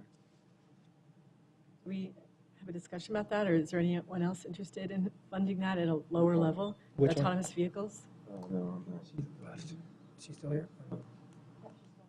There's no one? Okay. Okay, we're not. Nope, you're not? Okay. Doesn't mean we don't think it's valuable or important. I know. I hate this. I know. All right, so then we're still back to, we have the play, learn, live, grow, and then we also have the reporting app and the youth generated placemaking. So let's look at the reporting app or the youth generated placemaking. Mayor? Yes, I Councilman would Navarro. say with the youth generating play and the other one that has the arts tied into it, which one am I That's the talking youth. about? Youth, there's two of them. The play, learn, live, grow. Portals. The portals. That's the I would have those two, because we're having this art initiative, I would like to wait on those two. Because of what we're trying, our initiative in the arts tax and everything like that, I would like to hold those. Arts grants. too. Arts grants. Then okay, if we're going to wait on those, if that's consensus of the council, is that consensus of the council? Then I'd rather, with the remaining 78,000, I would put that into the play, live, learn, grow mobile. Can we finish? Can we finish going through the Oh. list first? At least let's talk about Randy's app. No kidding. Okay, Mayor, go ahead. is it okay? For what? To fund it? Yeah, yay or nay? Can I see hands for yes? No, that's, Here's yes. I actually like it. There you go. There's 4. is there 4 for that? Except for Because like- the only question I have, I would ask staff to come up. And- Are we duplicating efforts with 311? Is there something that we can't do with our 311 app to implement what was being asked? I'd rather do that. I'd rather have that conversation from staff. Yeah, I've explained that a couple of times. I'd like to have staff come up if they could. Sure, but what are they going to tell us that we haven't already heard, Mayor? Well, because I feel that we're duplicating our efforts. That's the only reason. But why? Maybe we just end this discussion if we say this. Like, What about doing the 20 for the app and the balance for Play, Live, Learn, Grow? Deal. No. Robin? Robin, Yeah. how do you feel about Fine, that? that's fine. Right? There you go. Councilor Gamble? That works. All right. Can I ask one request though? Yes. Of your app? Yes. Can you just see if there is a way to integrate Yeah, it so we're that's the not only thing I'm duplicating? asking. That's all. I You said said that. that multiple times. I Yeah. want Okay. to take a pot of money Now you got it. to. I just want to make sure we heard it right. Right, Say yeah, it for yeah. the fifth But time. what happens if we could do it without, we may not need that 20? We might not need it, yeah. Right. Then Okay. give the rest, whatever's left, give it to Play. Well, I don't know about that. I have another Well, app. I I have know. another app idea. No, we just said we're not saving any money. And if we have any extra money, then it should go to the one that got shorted. We're just trying to get rid of the process, so we did a good job. PS Good on the job, thing. Robin. Good job, Joe All right, Navarro. is there consensus? I mean, do we have, Minus Brigitte, do you have everything? We have So we're 57? looking at equity in action at 75, That's it all. the pilot grease trap assistance at 60, the Arizona Green Business at 60, Stella Park at 7, and we're looking at the equity in action, I think that was at 102. Career. I mean, career, That's sorry. career ready, yeah. Career ready. You already told me. Equity in action, 75. Then we have Reporting app. the reporting app. 20. And then for 20, and then we have the wastewater at 34. 35, I mean. Yep. And then the remaining was with the app, and then 7. 57.5 goes to Play, Live, Learn. Yep. Yeah. And whatever Randy doesn't use in his app. Yeah. Could be a Is there consensus if they don't need the 20,000 for the reporting app, that money could be used to add to the Play, Live, Learn, Grow mobile initiative? Is there consensus for that? That'd be for any of these, if there's money that they can get. I'm asking the question, is there consensus for that? Actually, That's I only think one Joel we makes a fair shorted. point. If there's money left over for any of these, it should go to Play, Live, Learn, Grow to get them closer. No, I didn't say No, that. no, I that's just not said what it he's goes saying. back into. He wants to go back in the fund. No, no, I don't Can I say one thing? So isn't it a matter of just removing the $50,000 for the vehicle? And what was the original request for Play Learn? 100. 180 or 100, depending on a 1 or 3 year pilot. Yeah, we went from 180. Just fund it 1 year minus the van? Can that, Well, this whatever is gonna number get that them the is? van. This is gonna That's get them the basic. van. I think let them do what they think they need to do with the What it is without 58,000. the van. Mhm. All good. Let them decide how they want to spend that? Yeah. I think so. I'll make it work. I agree. All right, so we good? Okay, if you don't want to mess with anything else. The equity in action is how much? 175? In the meeting before it comes back. 75. What did you do on the handbook? Did we not? So we're good. What? You didn't do the No, handbook? we didn't do the handbook. Did not do it. All right, you have direction? All right, with that, we are adjourned. We're going to take a 10-minute recess. All I have to do is say a phrase, that's all. Could we just get a future discussion about electric scooters and what staff's plan is for that? Electric scooters? Well, it's with, With the bikes? we have the bike share and the scooters are falling. Okay, as long Put it as, in the same category. yeah, as long as that's okay. All right, we are adjourned. I'll make my announcements for now.